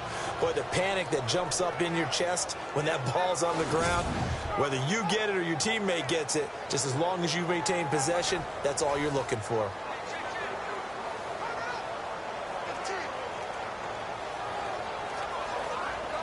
So the offense avoids disaster, keeps possession. Now it's 2nd down.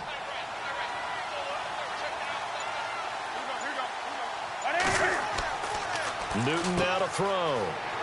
Completes it to Dixon. And he's brought down. It's a pickup of 16 there, and it'll lead to a new set of downs. And that's one of his advantages of a passer, is it not? With his height, setting back there in the pocket, firing it over the middle, he can really see everything clearly. It is, and I know that other quarterbacks get it done different ways, all right? You don't have to be his height to make a great play, but what he does is he takes away having to make those slide steps in the pocket to find angles to throw the ball through. He just throws right over the top of it because he can see everything, and sometimes that saves time and gets the ball to a receiver quicker. Newton turns and hands to Stewart. And he'll snag about 5 yards down to the 32. And that's exactly what you want on a first down run. Pick up 5 yards, bring up 2nd and 5. The defensive line, though, they've got to figure out a way to out-leverage the guys up front because the offensive line is winning at the point of attack.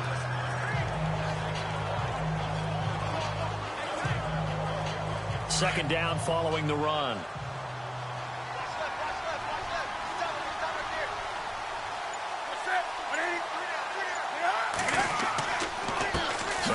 Comes to Stewart. And this time the yards won't come so easy as they'll, in fact, tackle him behind the line. He lost 2 there, and it's 3rd down. I know they've got to be careful not to go to the well too often, but it's a fine line, isn't it? Because sometimes, if you've got success, you want to just keep pounding away. But no success there. They rallied quickly on the defensive end.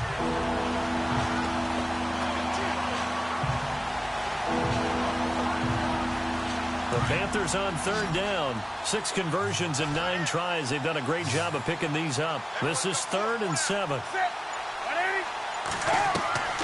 From the gun, here's Newton. And Dixon has it. They get only 4 that time as that leads us to a 4th down.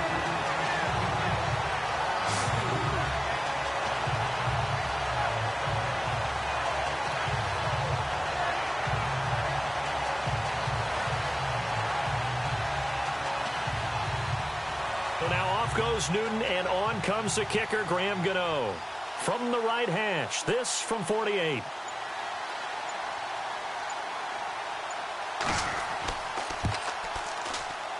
And Gano's kick is right through.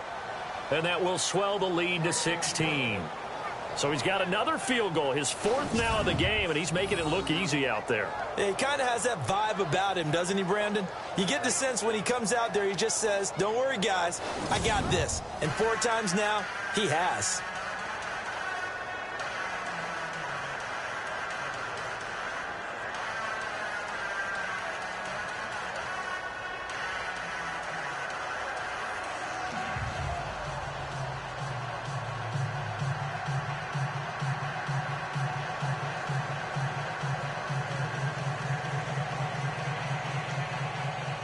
After knocking through the field goal, here's Gano back out there now for the kickoff. This is taken at his 4. And he'll bring it a few past the 20 to the 23-yard line. And New York set to take the field. And with this deficit, you can't have too many more drives like the last drive where you had to punt it away. You know what I would tell my offense right here? The punter doesn't exist, guys. He doesn't even exist. He's not a team anymore. I just cut him, all right? So you've got to go out and create some offense for us here and give us some points. No way does that guy get on the field on this drive. Poor punter. Yeah, it wasn't his fault. But, hey, listen, there's got to be casualties at times. We're trying to win a game.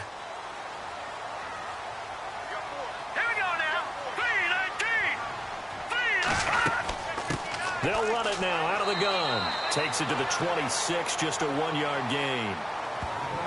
When we talk about Luke Kuechly, you can't talk about his overall game without talking about his intelligence and how he controls the whole defense. He quarterbacks that defense, and at times will actually make checks, just like a quarterback would on offense to get them into the right defense. They definitely were on that play. How about that finish, holding that to a minimal gain? They'll run it now out of the gun. And he's able to plow forward up to about the 29, just shy of the 30. It's a 4-yard pickup there, and it leaves him with 3rd and 5. Some of the most unselfish players on any football team Defensive tackles, because we ask them to just eat up blocks and allow other people to make tackles. But when he can make a play himself, as we just saw there, that's a big day. From the gun on third, McCown. Open man is Stewart. It's complete. And he's able to get the first before he's taken down at the 36. Call it a gain of 7, and it gets him a new set of downs.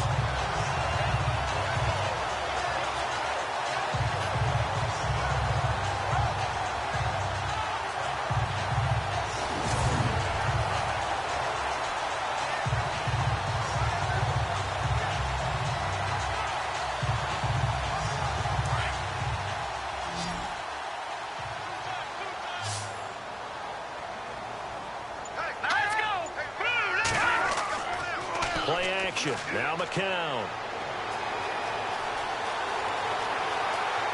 Airing one deep for Curse. And that's caught inside the 30.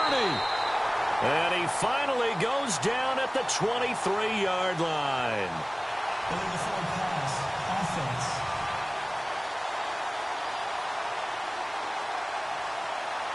Now that's one they hate. The ball's got to come all the way back. So that's an explosive play, a really explosive play that gets wiped out, and they have to start over after the penalty.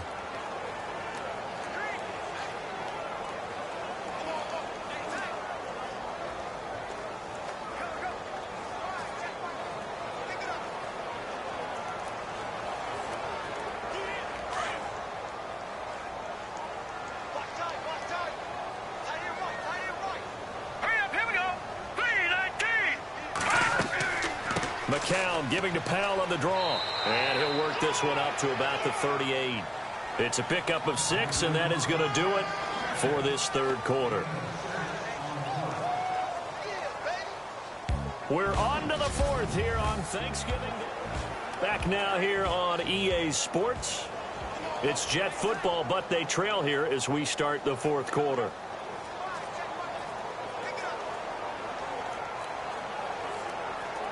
The Jets on third down. They've converted 3 times and 8 chances. This is 3rd and 9. Here we go. Blue 90. From the gun, it's McCown.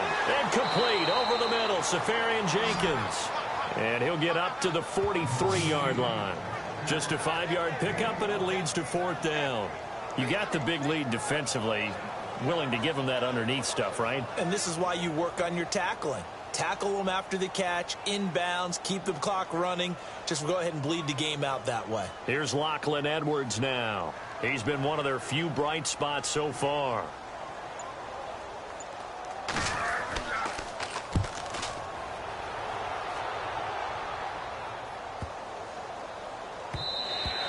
And he didn't quite have the backspin on that one. It hits at the 4 and continues into the end zone. It's a touchback. Now the Panthers offense, they get set to come back onto the field. And they're not going to play this conservative, I don't think. They had the field goal last time, and they're up, but they're looking to put a drive in the end zone. Oh, I agree with you totally. No one goes out on the field and says, all right, let's just settle for 3, except in certain situations, trying to ice a game, that sort of deal. Most of the time, it's end zone, and that's what you're thinking, and I believe that's exactly what they're thinking as they begin this one. Yeah, no quarterback ever goes out there saying, hey, let's get 3, right? Not one that I've ever met.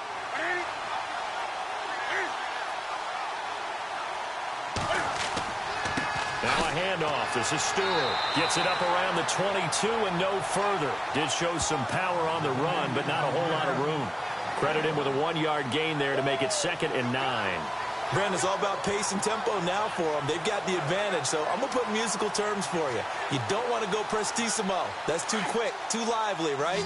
But you also don't want to slow it down too much. You don't want to go lento. What you really want to be is moderato. Nice and even, nice and steady, get those gains, and close out the game. I think that chicken farm from last night's gone to your head. Had a great move on the play as he takes this one past the 25. Give him 7 on the play, and they're going to face a 3rd down. I think the best offenses love to get the ball to their running backs in open space because they have the ability to make people miss, and they also have the ability to run over people. And if you do that throughout the game, after a while, they might just run through some of those tackles and go a long way. Well, we saw him shed a nice tackle on that play. The Panthers on third down. They're hitting at 60%, 6 out of 10 thus far. Here it's 3rd and 3.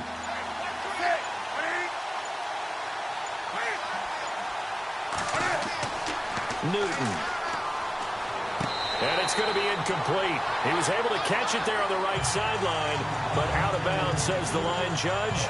And it's going to bring up 4th down. You know, every time we talk with people about the most important quality for a quarterback to have in the NFL, what do they usually cite? Arm strength. Yeah, and that's really way down on the list. Accuracy is one of the bigger ones, maybe the foremost one. That's what he needed on that play.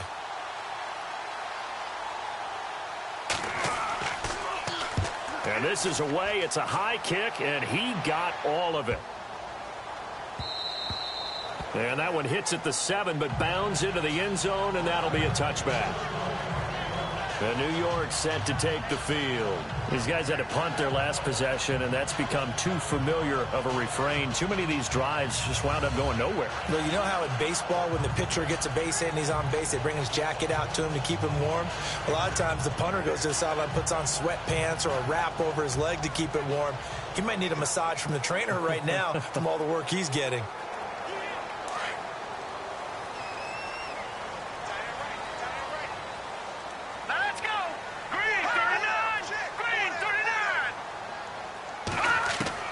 McCown now on 1st down. Caught. Safarian-Jenkins, right side. And this one will go to the 28-yard line. A good pickup there. 8 yards on the 1st down completion. Decent start there to the drive. Big hill to climb, needing 2 touchdowns, also a 2-2-point conversion. So, partner, how do you eat an elephant? I don't eat an elephant. Who eats elephant? Well, if you do it one bite at a time. Okay. That's the way they've got to play this. One play at a time. Yes, there's urgency, but they have to be careful as well. Let's go with like a 50-ounce ribeye. One bite at a time. All right, I'm with you. Throwing now is McCown. And he's able to take this one up to the 35-yard line. 7 yards there, good enough to move the sticks.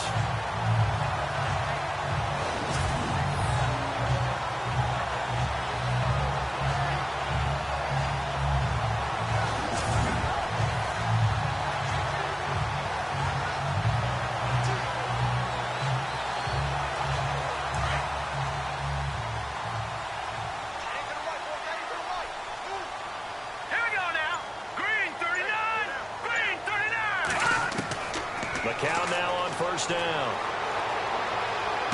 And he'll be out of bounds after getting this one across the 40. 7 yards, the pickup on the pitch and catch.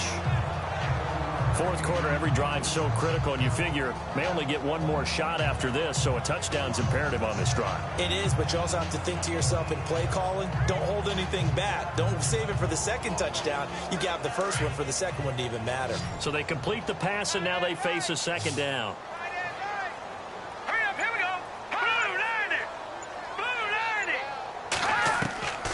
Shotgun here for McCown.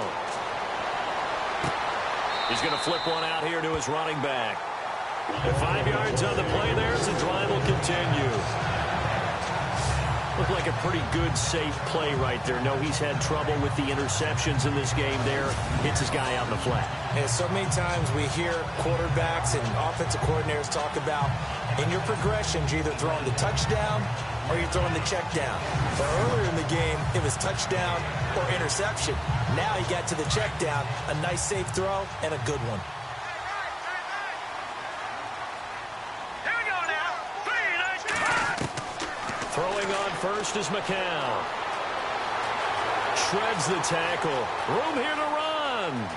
And he'll avoid the tackle there with a slide. A good pickup there of 20 yards.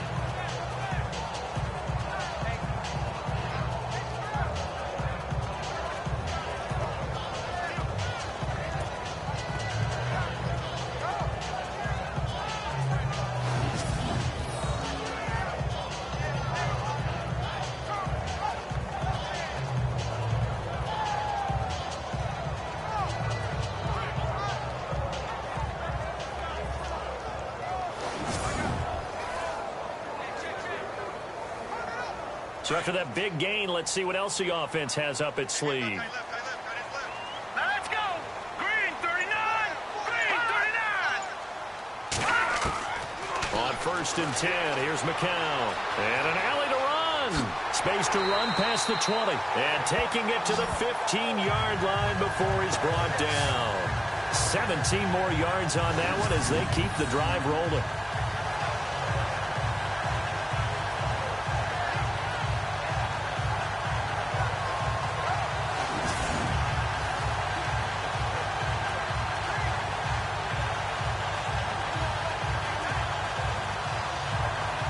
So they're operating in the red zone.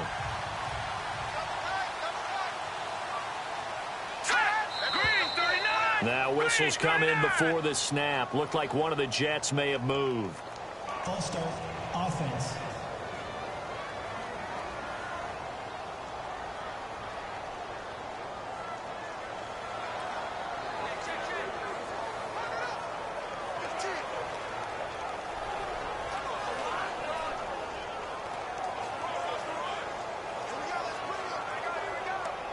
And here comes play number 6 on this drive.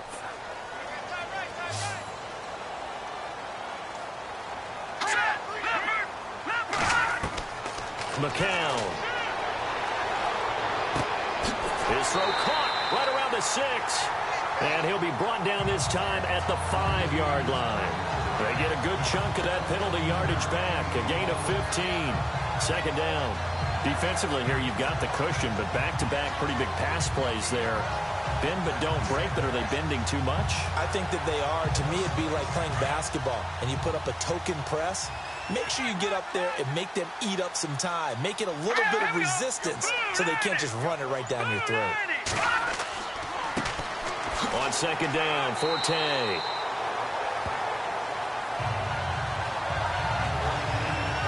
Now, yes, a 2-possession game, but a good chunk of time on the clock, so they have the ability still there to run it on second and short, but maybe they need to pick it up a bit. You're right. They did pick up the first down there, but they, as you mentioned, they have to pick up the pace now because it's a 2-possession game. They've got to get there twice to make sure they have a chance to win.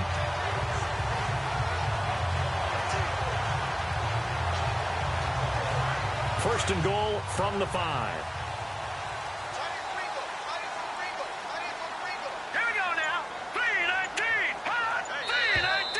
Now whistles come in before the snap. Looked like one of the Jets may have moved. Full start, offense.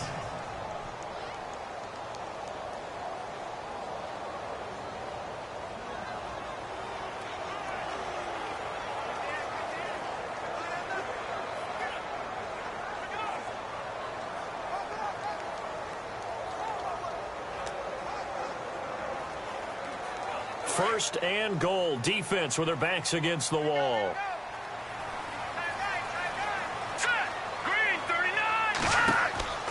They'll run it now out of the gun. And he's going to take it in for a Jets touchdown. Bilal Powell, his second touchdown of the afternoon. And the Jets are able to cut into this deficit. He's doing his part, but still facing a sizable deficit. And he would like to do more, but he needs help from the other 2/3, right? He needs his defense to bow up a little bit, and he also needs special teams to maybe create some big plays and help them get back in it.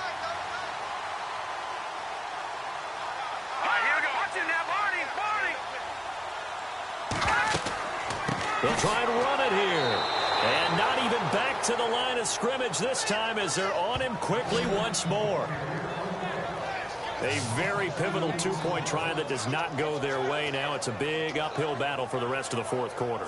The attempt was to try and make it a one-score game, right? Touchdown, get 2, and now you've tied it up. Instead, they don't get it, still down 10.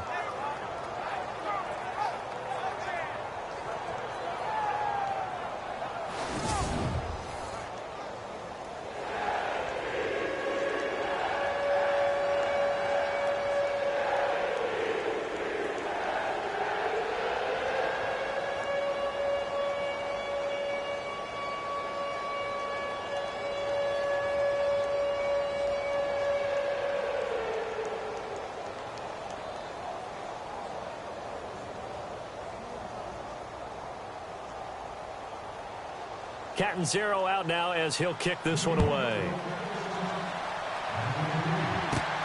This one taken just inside the 10.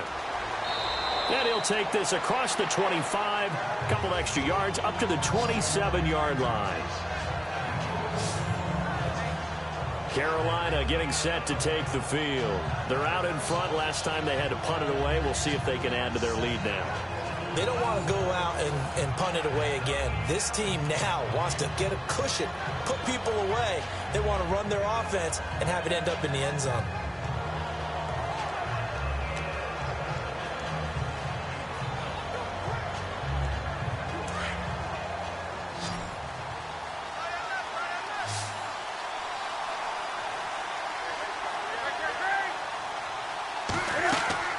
They'll run it now out of the gun.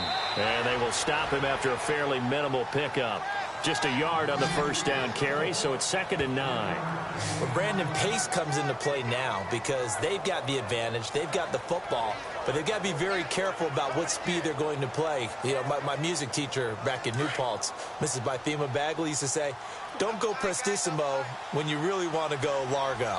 And what she meant by that is don't go too fast when you really want to go at a nice, slow, deliberate pace. I am speechless. I am without speech. And down he goes, but he takes it up to the 40. It's a gain of 11 yards that time, and it produces a new set of downs. Now, I'm guessing you'd say this is kind of the key here. Grind out some yardage, work on that clock, see if you can continue to tick it down. Definitely. You want to bleed things out at this point, right? Continue to possess the football, gain some yardage, and put the onus on the defense. Do they have to use timeouts? What are they going to do to stop you? You're taking charge.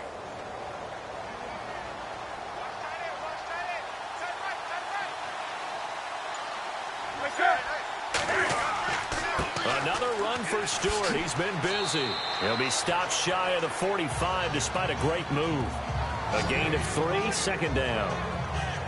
Offensively with the lead, you want to run the ball, keep the clock going, but you also want to still kind of be in attack mode too, right? So how do you do that and not come back on your heels? Yeah, think about all the practices we've watched where they have that tempo period to go over things just like this, where they describe the scenario, tell you what they're looking for, and make sure that they're still attacking, yet at the same time not going so fast as to leave too much time on the clock.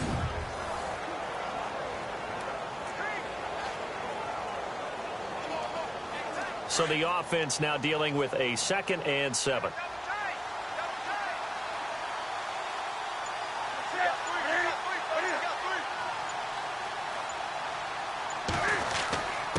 This is Stewart. And a good burst there gets him 7 up to midfield. Well, partner, I know this type of running back. I mean, this size, this intensity usually gets better as the game goes on. I can just tell you from experience, the first few quarters, oh, you're eager. You come running up there, I'm going to tackle this guy. By the 4th quarter, you're coming up and thinking about it. And D-line wearing down 4th quarter. Yeah, that's not a guy they want to see consistently. The offense on 3rd down tonight, they've converted 6 times and could use a 7th here. They're looking at 3rd in the nose of the football. From the 50, Newton. And this one is incomplete. Perhaps they overthought this one a little bit. They've been running it real well on this drive, and it was 3rd and short, okay? They decided to throw the football incomplete. Yeah, they might have thought just a little bit too hard about that play selection. Here's Michael Pilardi now. He'll boot it away from about his 35. This is away and a very good kick angled for the sidelines.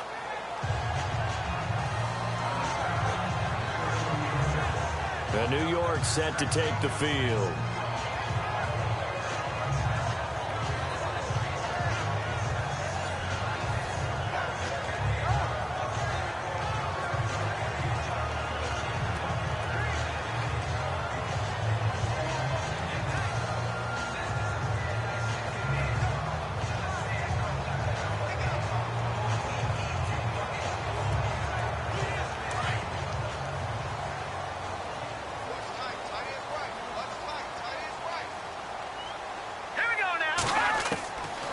First down, Jenkins has it. And he'll get this up to the 30-yard line. That's good for a Jet first down, a gain of 13. Now, correct me if I'm wrong. Yeah, you're down 2 scores. I don't think you need to rush just yet, but you can't take your time either. Yeah, even if you don't want to commit to full 2-minute offense, you have to up the tempo, up the urgency. Maybe you're starting to call 2 plays in a huddle each time you snap the ball.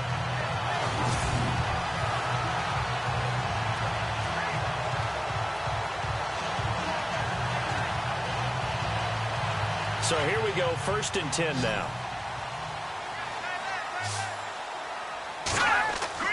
To throw, it's McCown. Complete outright to Curse. And down he goes, but he takes it up to the 40. 10 yards is the pickup, good enough for a Jet first down. Great changeup there on the route and got that inside release, made it a successful pitch and catch. Well, the first thing you want to do is have him thinking that you're going outside, make a move in that direction. Then you really don't run the route against the whole body of the defender. You run against a half of him, and the inside half, and he took it right across his face, got inside, and won that route in a big way. Clock running, under 4 to play now as they come up on 1st and 10.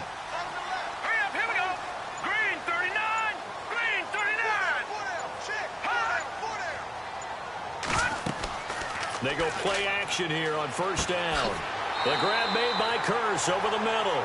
And taking it across midfield and inside the 45. 17 more yards on that one as they keep the drive rolling.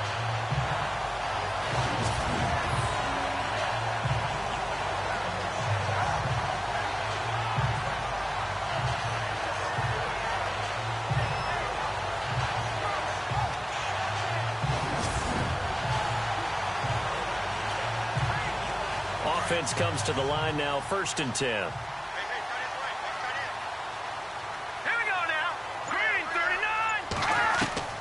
McCown looks to throw again. Throwing middle, but it's incomplete. He was trying for his running back, Bilal Powell. And it's 2nd down.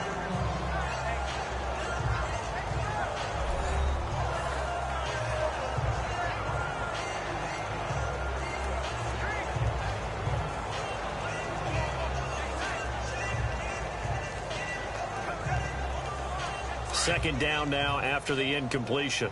Watch tight end. Watch tight end. Tight end's right. Tight end's right. All right, here we go.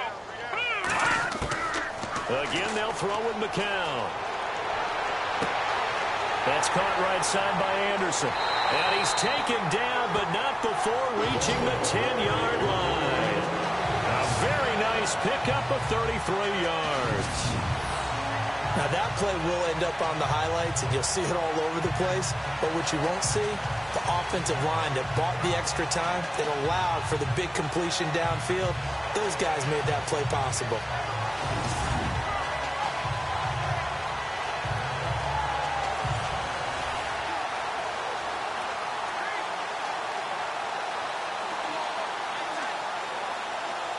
Fresh set of downs here.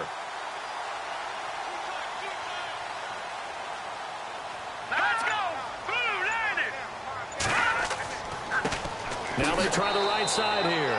And after the good gain last play, this time they say, as he's going to be stopped behind the line of scrimmage. He'll wind up losing a yard on the play, and that'll make it 2nd and goal.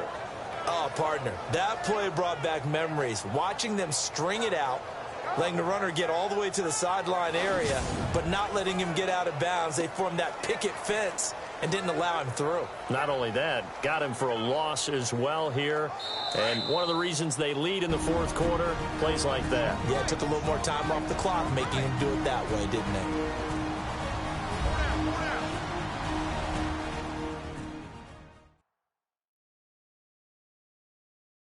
So it's Jets football. We get you reset here. And let's see what they've come up with offensively after having time to talk it over.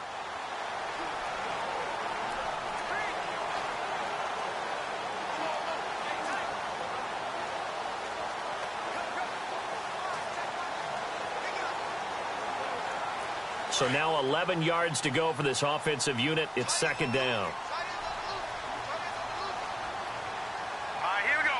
3-19. They'll run again. Again, it's Powell. And he'll get this one down to about the 10-yard line. Only a yard there, and that'll bring us to 3rd and goal. McCown going to hustle his guys to the line. Now McCown. And almost intercepted. Would have been a huge pick in the end zone, but as it stands, that brings up fourth. I guess they're in a situation now, fourth quarter, where they're forced to take some chances, but I don't know that that was the type of a chance you want to take. And that one could very easily have been intercepted, and if it does get picked off, that could possibly seal this one.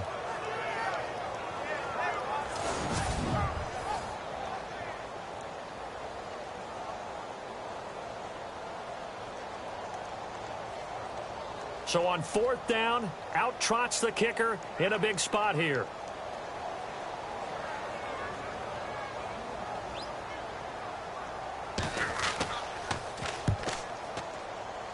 And Catanzaro's kick is right through, but now there is a penalty marker on the field, so let's see what this is about. Personal foul. Roughing the kicker. Defense. Well, when you're leading in the fourth quarter, that's not the penalty you want. Not at all, and now your discipline comes into question. Having poise this stage of the game, you can't have those kind of plays.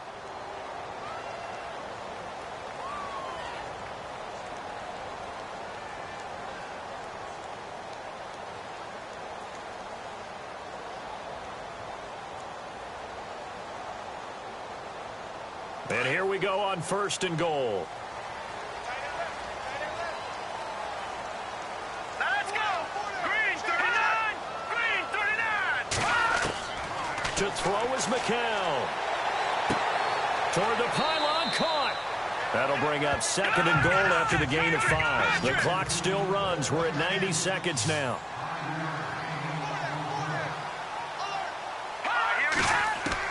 Back to throw, McCown. And that is, I think he caught it. He did, but they'll say out of bounds. It'll be incomplete. That was a difficult catch, and I admire the fact that he actually caught the football, worked so hard to get his feet down in bounds, tried to do the toe tap. My dad's an accomplished tap dancer. I'm not sure he would have gotten his feet in on that one. Is he really, by the way? That he is. How about that? What about young Davis? No, it did not. It did not cross. It didn't carry over. No, it stopped right there. McCown the throw. And that is incomplete. I know every offense wants to start their snaps closer to the goal line, but it's actually harder to throw the ball in those situations. You throw into that tight coverage, you see what happens. Hard to get the ball in there. Not enough space there. Lucky maybe that it wasn't intercepted.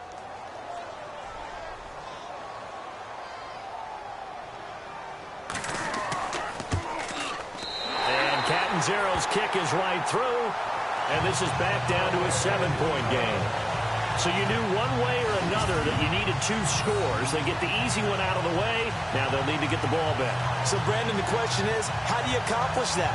You can onside kick it, or remember, since you've got all 3 timeouts, you can still kick it deep and try to play defense.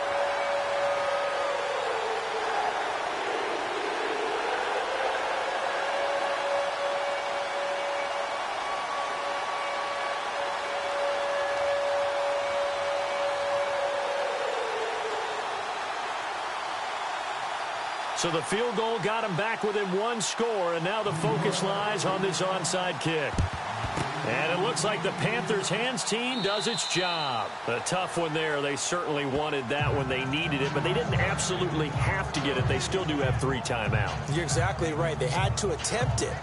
But even though they didn't get it, as you noted, with 3 timeouts, if they can get these stops on defense, all hope is not lost. Carolina getting set to take the field. They have the lead, obviously, late in the game. I guess the good news for them is if for some reason they would make a mistake, a field goal does the opposition no good. Everyone loves to have a little bit of a cushion, and that helps you immeasurably. But the bottom line is, do all the things that you're taught in order to close out the game. Don't even let that become an issue. Yeah, but still a 1-possession game. This one not fully over yet.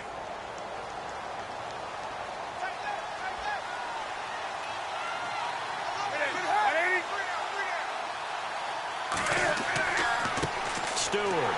And maybe a measure of revenge there. He's had his way in this one, but this time they get him behind the line.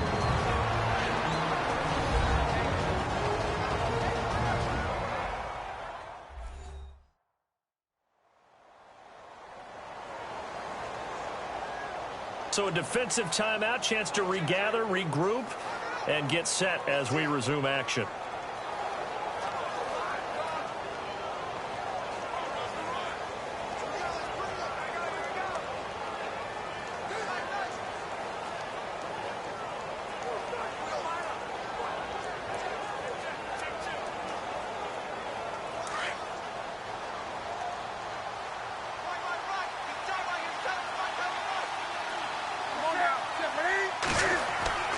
Jonathan Stewart, his 20th carry. And he'll lose yardage on the play back at the 45-yard line. Now the Jets are going to burn another timeout. That'll leave them with just one remaining in this fourth quarter of play.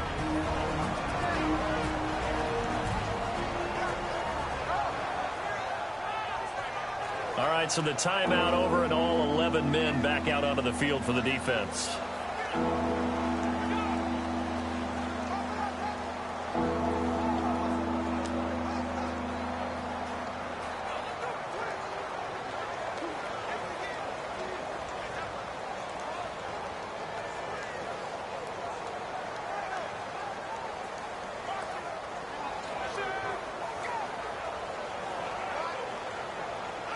Wonder what's in the offensive playbook on 3rd and 13. We're about to find out.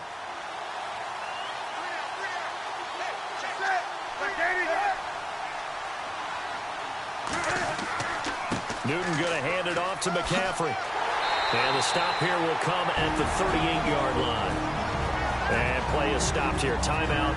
It's the defense calling the timeout here. It'll be their third and final timeout, so as they talk things over, we'll step aside. So the defense had a chance to catch their breath, and now they're back out and ready.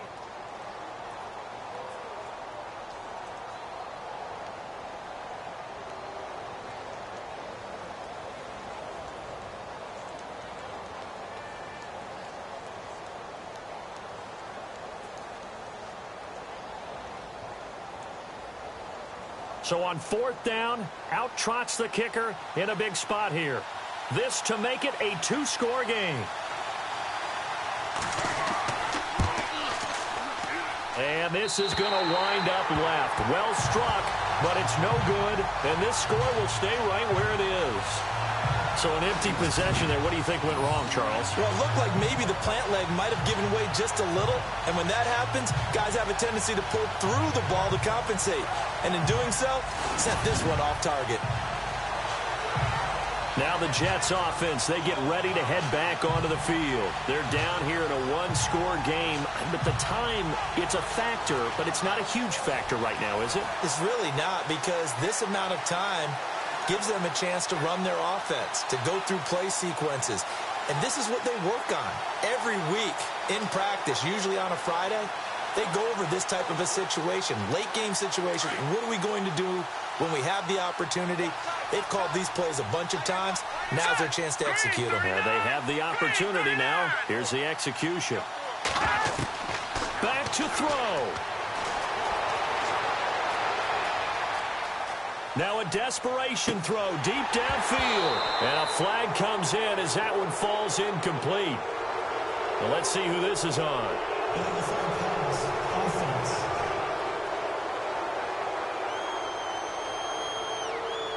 So they say no to the penalty. The incompletion stands. It'll be 2nd and 10. And what they want to do is go ahead and take those downs away from them. You never want to give extra snaps to any offense. That's how you get hurt.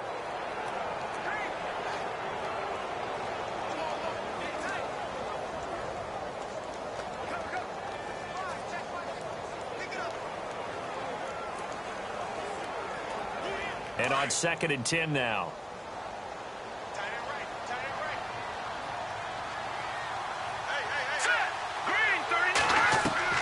Back to throw. He's going to let it fly. Got a man, it's caught at the 6-yard line. A huge play there for the Jets. 49 yards. And they'll spike it here at 27 seconds.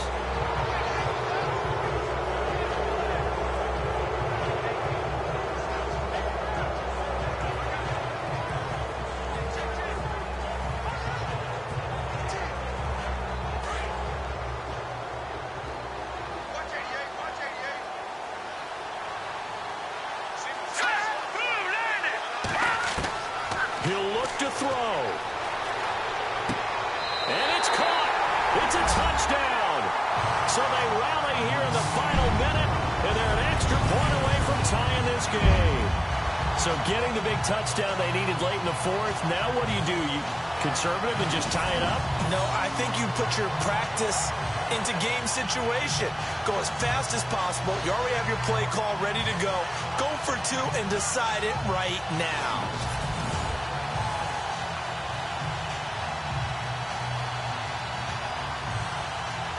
And now a critical extra point attempt here.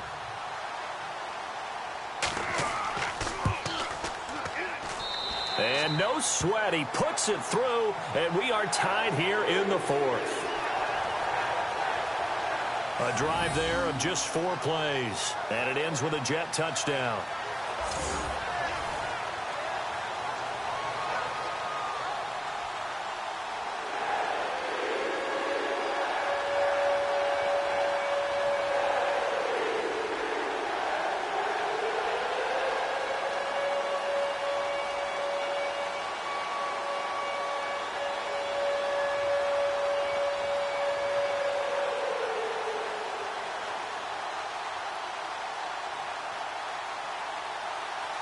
So here comes the kickoff now, all even here in this fourth quarter. This one taken just inside the 10. And he's up across the 25 and down at the 28-yard line. Carolina getting set to take the field. They have a little bit of time here to get into field goal range. Not much. A tie game, you don't want to do anything crazy, right? I agree with you on that one. Risk reward, okay? If you go for it, what is the absolute reward on this? But the risk is probably greater. Run the clock out, get to overtime, and try and win it there. All right, we'll see if they do just that.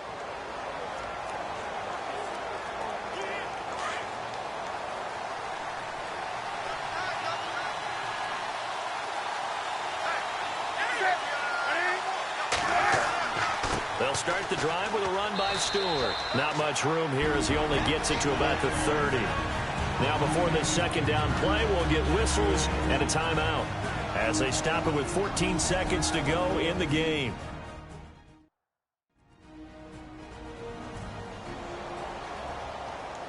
And we're back. The offense had a chance to talk things over. We'll see what they come up with here on this next play.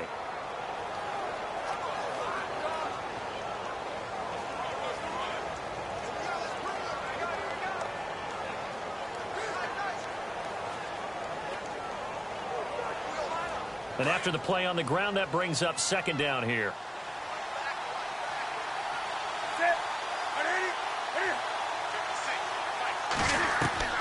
Now Newton. And he's out of bounds, able to take this one up to the 35. It's a gain of 5, and that'll make it third down.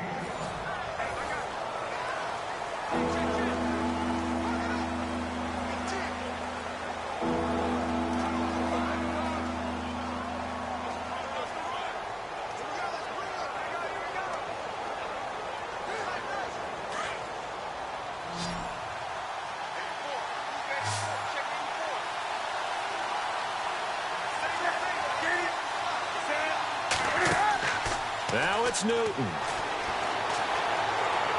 And that'll be incomplete with just 6 seconds left on the clock. Incomplete pass there is probably the best scenario going because if he catches the football, clock's probably going to run out in that situation. Here's Michael Pilardi now. He's been terrific so far.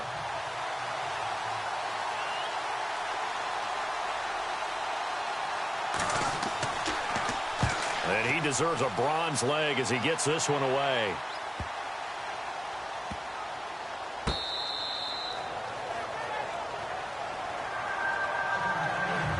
And we have free football. Overtime. Here we go, my friend. And the way this game played out, this is exactly how it should end. Going to overtime because neither one got an advantage today.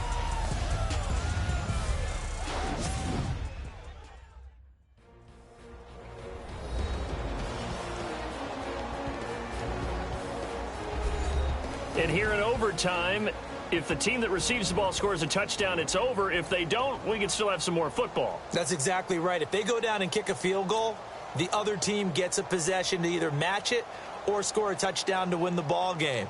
If both teams kick field goals, the next team to score wins. But if the receiving team throws a pick six or fumbles the ball and it gets picked up by the defense and they score, the game is over at that point.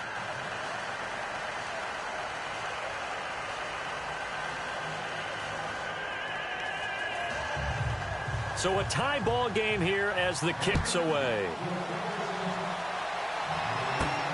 This will be fielded at the 6. And he'll take it past the 25 and up to the 28-yard line.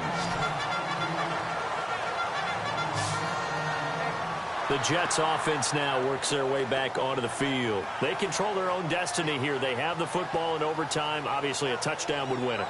And I think teams around the league are still adjusting to the idea of going downfield, scoring a touchdown wins the game, because they were used to just going downfield and trying to get in field goal range to win a game.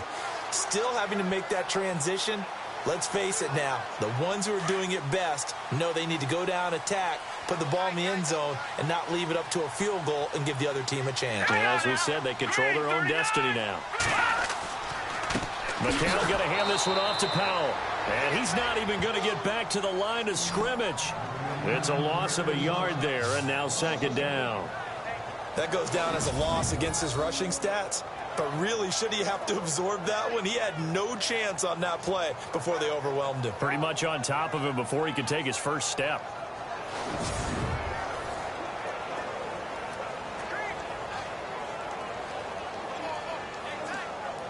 And the offense behind the chains here, a touch on 2nd and 11.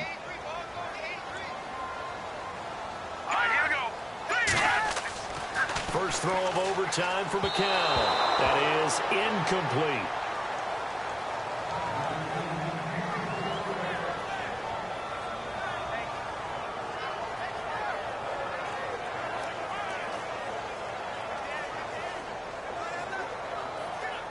The Jets on 3rd down. They've had a lot of chances, but not much success, converting only 3 times. This is 3rd and 11. Let's go! To throw is McCown. He's going to launch this thing way downfield. And that's caught inside the 30. And all the way down to the 24-yard line. A huge play there in overtime. 49 yards. Well, in overtime, I think coaches always wondering, where's that magic line for my kicker? They're already in field goal range after that big play. I'm glad you brought that up, because that magic line can change throughout the game. It's constantly being updated by teams. It starts with pregame. Okay, how do you feel? As the game goes on, they might ask him again, still feel that same number? Is it a different number? Right hash, left hash, what do you need? And that goes into the play calling in OT. They run the counter now on 1st down. No dice this go-around. He's hit behind the line and taken down. That's going to go as a loss of 2, and it'll be 2nd down. Well, that play was doomed right from the start. They just about ran into every defender on that one, didn't he? It felt like everyone got a piece of that tackle.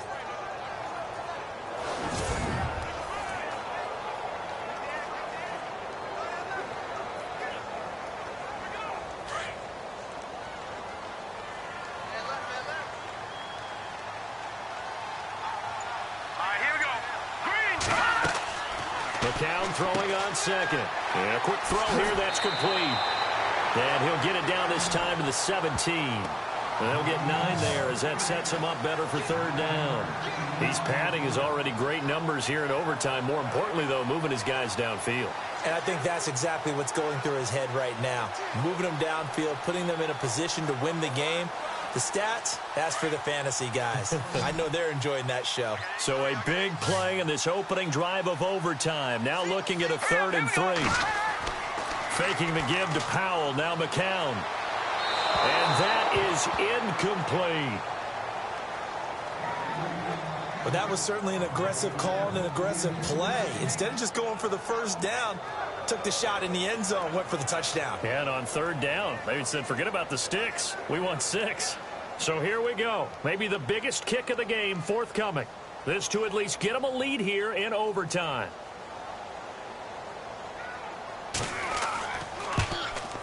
And Catanzaro's kick is right through. And the drive will wind up yielding 3. All right, so they're able to put 3 on the board here on the opening drive of OT. And now it'll be up to their defense to try and see this one out. So remember now, a field goal on this next drive would get us to sudden death. Any kind of turnover or turnover on downs would end the game, as would any touchdown. So this one's still very much up in the air.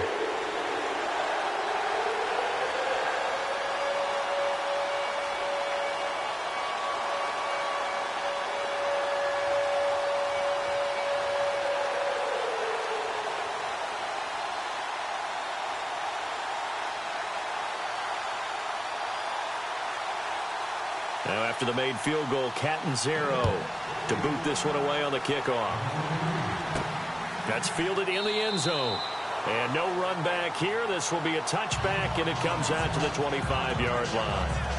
Carolina getting set to take the field. The field goal would push it to sudden death. We just saw the field goal on the other end, but I don't think they are thinking field goal. At least not to start this drive. They're not thinking field goal. Not at all, because your point is well taken. Yeah, kick the field goal, you push it to sudden death, but you're also kicking off and giving the other team the ball with a chance to kick a field goal and beat you.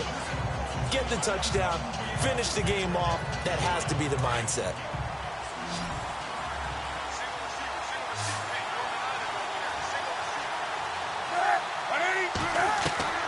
First throw in overtime for Newton. And some room to roam now. And he'll slide down to avoid the contact. It's a gain of 9 yards. And it'll be second and about a yard to go for the first.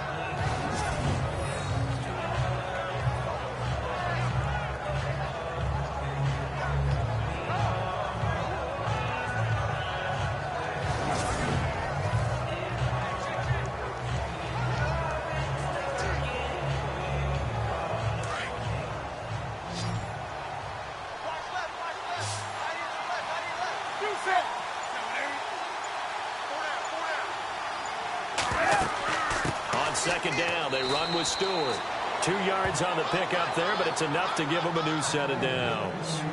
2nd and 1, and people want to run the football. This is where every back in the league is supposed to do exactly what we just saw there. Pick up the first down.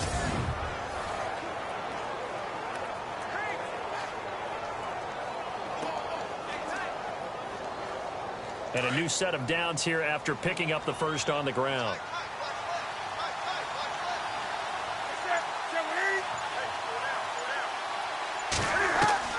Now Newton with his first throw in OT. Going right side here, and that's complete. And he'll be taken down, but not before he gets into enemy territory. 17 yards on the pickup there. The drive will continue. It's a first down. Somebody missed an assignment. He was waving his arm saying, hey, I'm wide open. They found him. You think? You think? I mean, he was so wide open. Did you see he was just windmilling like he was Don Quixote or somebody out there? And then they found him for a really nice gain.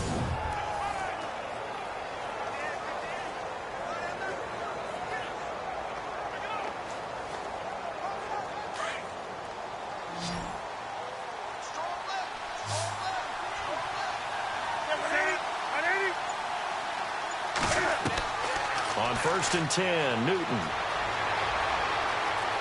And he's got some space here. And he will avoid the contact as he slides to a stop. Back-to-back nice gains. That one for 14 yards and another first.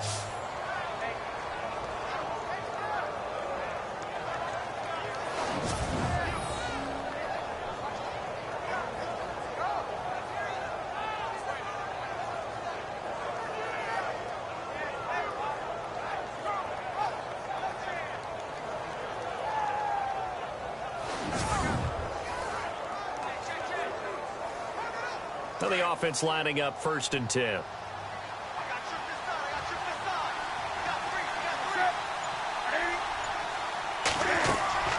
From the gun, here's Newton.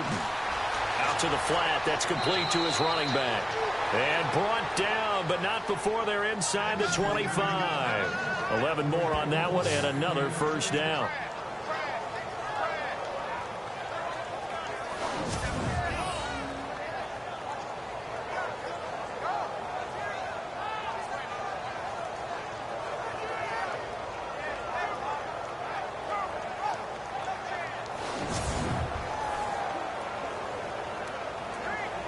So the offense has it 1st and 10. Now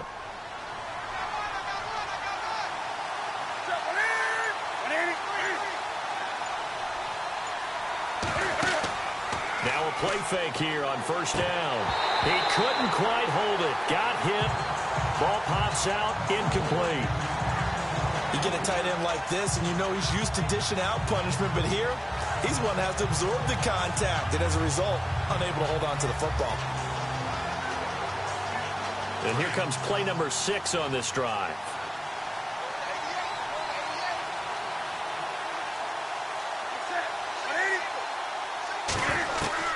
Second and 10. Newton again. Look at the spin. Balance. And he takes it down to the 10-yard line. It's a nice pickup of 12 yards, and it gives him a 1st and goal.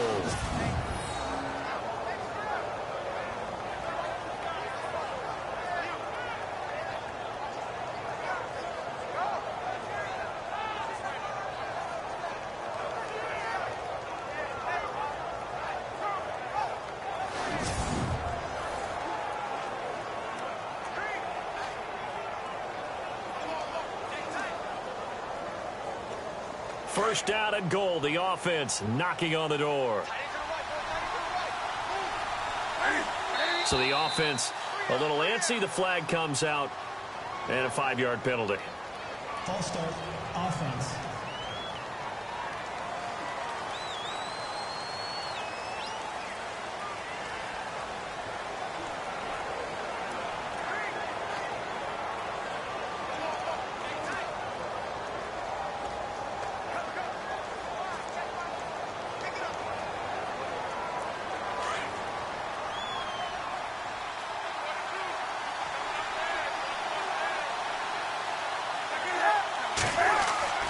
To throw is Newton. It's caught by Funchess. And he's able to work it here to the 8-yard line. A gain of 7 that time. 2nd and goal. When you see zone defense and you know you've got a drag route on as your primary call, you've got to be really careful as a passer about how far you let your guy go because he might wander into some tough coverage.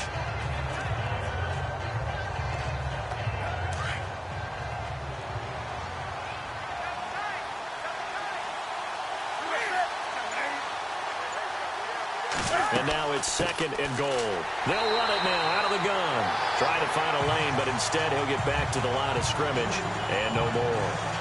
Call it no gain that time, and now it's 3rd and goal. So stuff for no gain on 2nd down brings up a pretty interesting 3rd from this distance. I'm throwing the ball, and I'm not even thinking about play pass. I'm going to let him know right away I'm throwing it. I'm probably giving my quarterback some room, sprint him out to one side or the other, and give him an opportunity. If it breaks down, he can take off and run for it.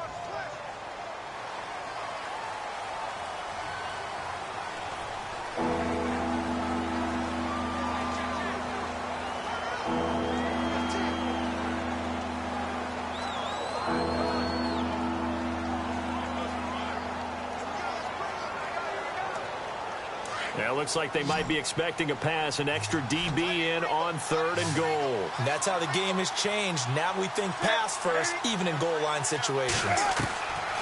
A shotgun snap for Newton. And they get to Newton and take him down for the sack. Steve McClendon in there to pick up his 2nd sack now of the afternoon. Well, they went with a nickel. They throw in an extra defensive back. Coverage was very good. Yeah, it was exactly as you would expect. A passing down, you bring in the nickel package. Just as you described, the coverage was excellent and allowed one of their linemen to end up getting to the quarterback.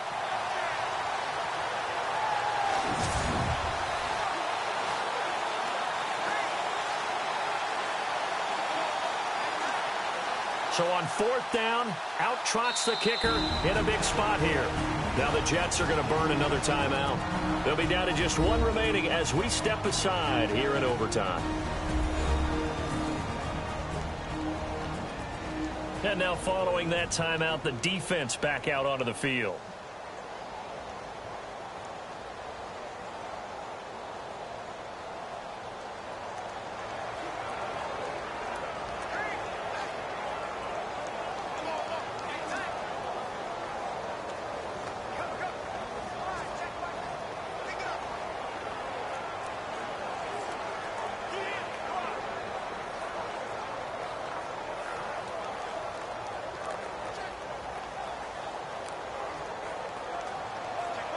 So on 4th down, out trots the kicker in a big spot here.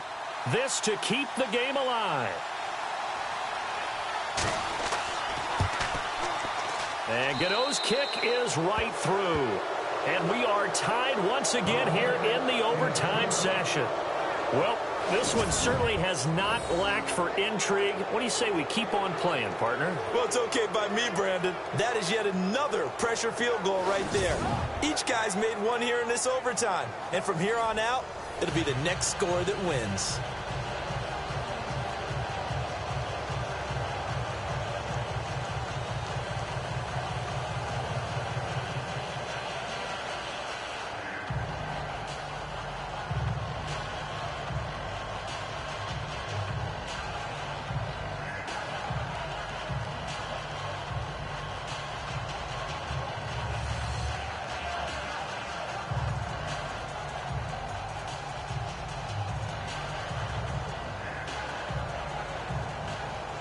So each team's had it. Each team's put up 3. It's sudden death now, and here we go. This one fielded at the 5. And he's up across the 25 and down at the 28-yard line. So out now come the Jets. The situation is simple. It is sudden death from here on out. We had 2 stops defensively. The next score, whatever it is, wins this game. I can't wait to see how the defense decides to play this, because knowing that the next points you give up lose the game for you, I expect them to be more aggressive, not just play a normal situational defense, but go after them, attack them a little bit, because otherwise the offense is just trying to find their way to get downfield and kick a field goal. Don't sit back and wait for them to make their plays. I think the defense needs to go after them. Charles Davis says maybe they go aggressive. They start the drive with a give to Powell. And he's not even going to get back to the line of scrimmage. That's going to go as a loss of a yard, and it'll be 2nd down. Came out in a power set, but that only served to put more men in the box. And guess what? If you're going to do that, you've got to win up front, right? Your offensive guys have got to beat the defenders. They lost all leverage on that play.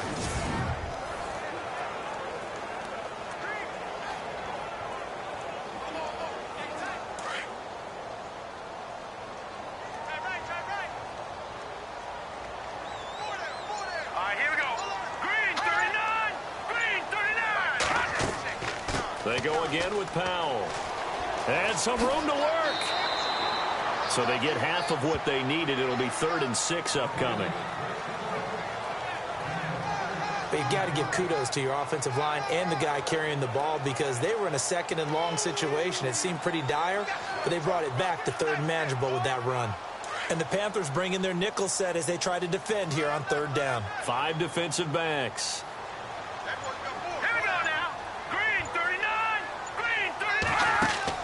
They fake the give to Forte. Now McCown. Throw left side is taken in by Stewart. Just a 5-yard pickup, and it leads to 4th down. Charles, any chance they go for it here? I think that there's a chance. They have to consider it because of the way they played offense in this game. I mean, look at the scoreboard. Look at the points that they've put up. They feel confident that they can keep it going. But the risk is, and the downside is, you don't get it here, you've set up your opponent in really good field position.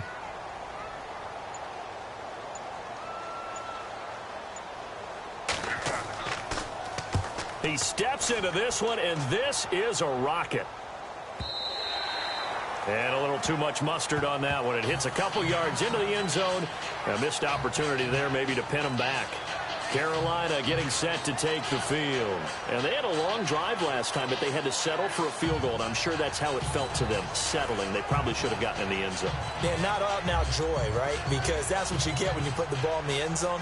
But there are benefits to that type of a long drive. Your defense gets a chance to take a break, adjust a little bit, maybe get themselves ready to get back out on the field and play a little bit better. So they'll take the benefit even though they wanted the 6 points. And maybe wore down the other defense. We'll see. They'll run it now out of the gun. And he'll get only a couple up to the 22.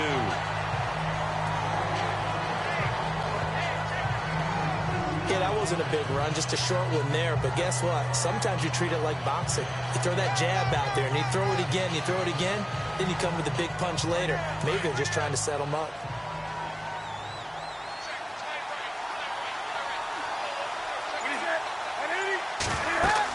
They keep it on the ground again to Stewart. And he gets this one just shy of the 40. They'll mark him down at the 39. They give him 17 yards that time as that'll move the chains. Really good, skillful, tough running throughout this contest. Picked up first down after first down. He's got to have a nickname, doesn't he? How about the human first down machine? I think that fits.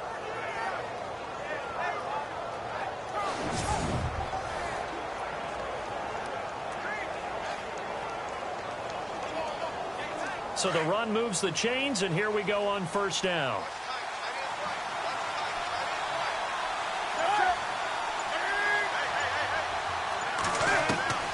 Out of the gun, Newton. Toward the left sideline, but it's incomplete. The intended target that time, Brenton Burson, and that'll bring up second down.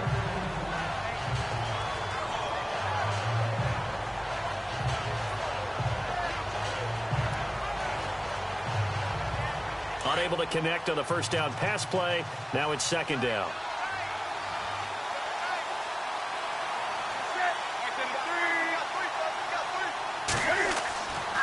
Stewart on the counter. And maybe a measure of revenge there. He's had his way in this one, but this time they get him behind the line. It'll be a loss of a yard, and that'll bring up a 3rd and 11 situation. He's had some big runs in this game. Not there, though. But I don't think they're going to be deterred by that play right there. He's had some nice runs in the game. And how many times have we seen a good running back get stopped, yet turn it into something big on a later carry? I'd stay with him.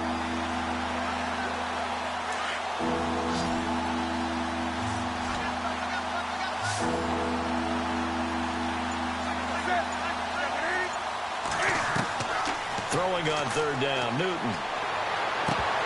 And he couldn't hang on to it through the contact. Incomplete. It's a lot of contact going on there, and in the end, unable to keep 2 hands on the football and bring it into his body. Everything looked pretty good until the finish. Here's Michael Pilardi now, on for a very important punt here in overtime.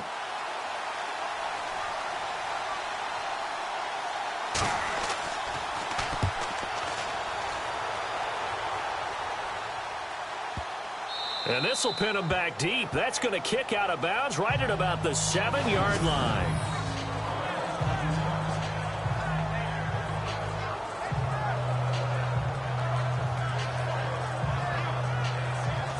And New York set to take the field. They're going to have to go at least 50, 60 yards here if they want to ensure that they don't have to punt the ball like they did last time. Yeah, so what you're saying is we're not playing to just get out of the shadow of your own goal line, right? You're playing to make sure the punter doesn't see the field again. So it's not picking up a couple of first downs. You want to pick up 5 or 6 first downs and make sure you move the ball into their territory. And tough starting field position here.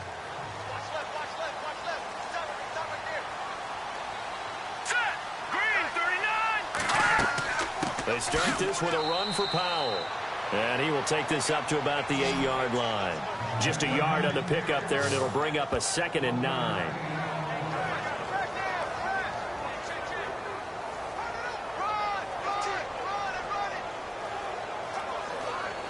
And ready now for 2nd and 9.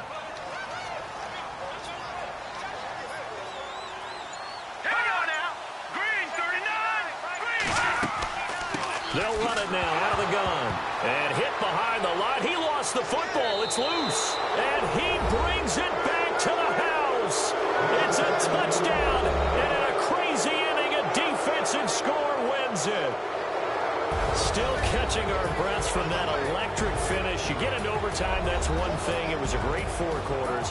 But then in OT, not only to win it, but to win it on a defensive score. Wow. Oh, definitely. And I think from now on, we're going to definitely travel someone who can help us because I thought I was going to pass out at the end. Not just getting to the overtime, but the plays in overtime that led to this one, and to finish it on a defensive touchdown, a takeaway that gets into the end zone. I'm not rooting for anyone, but boy, I'd love to see games finish that way. So that's a wrap for Charles Davis. I'm Brandon Gaudin, and this has been a presentation of the NFL on EA Sports. For more, check us out at easports.com. So long, everybody.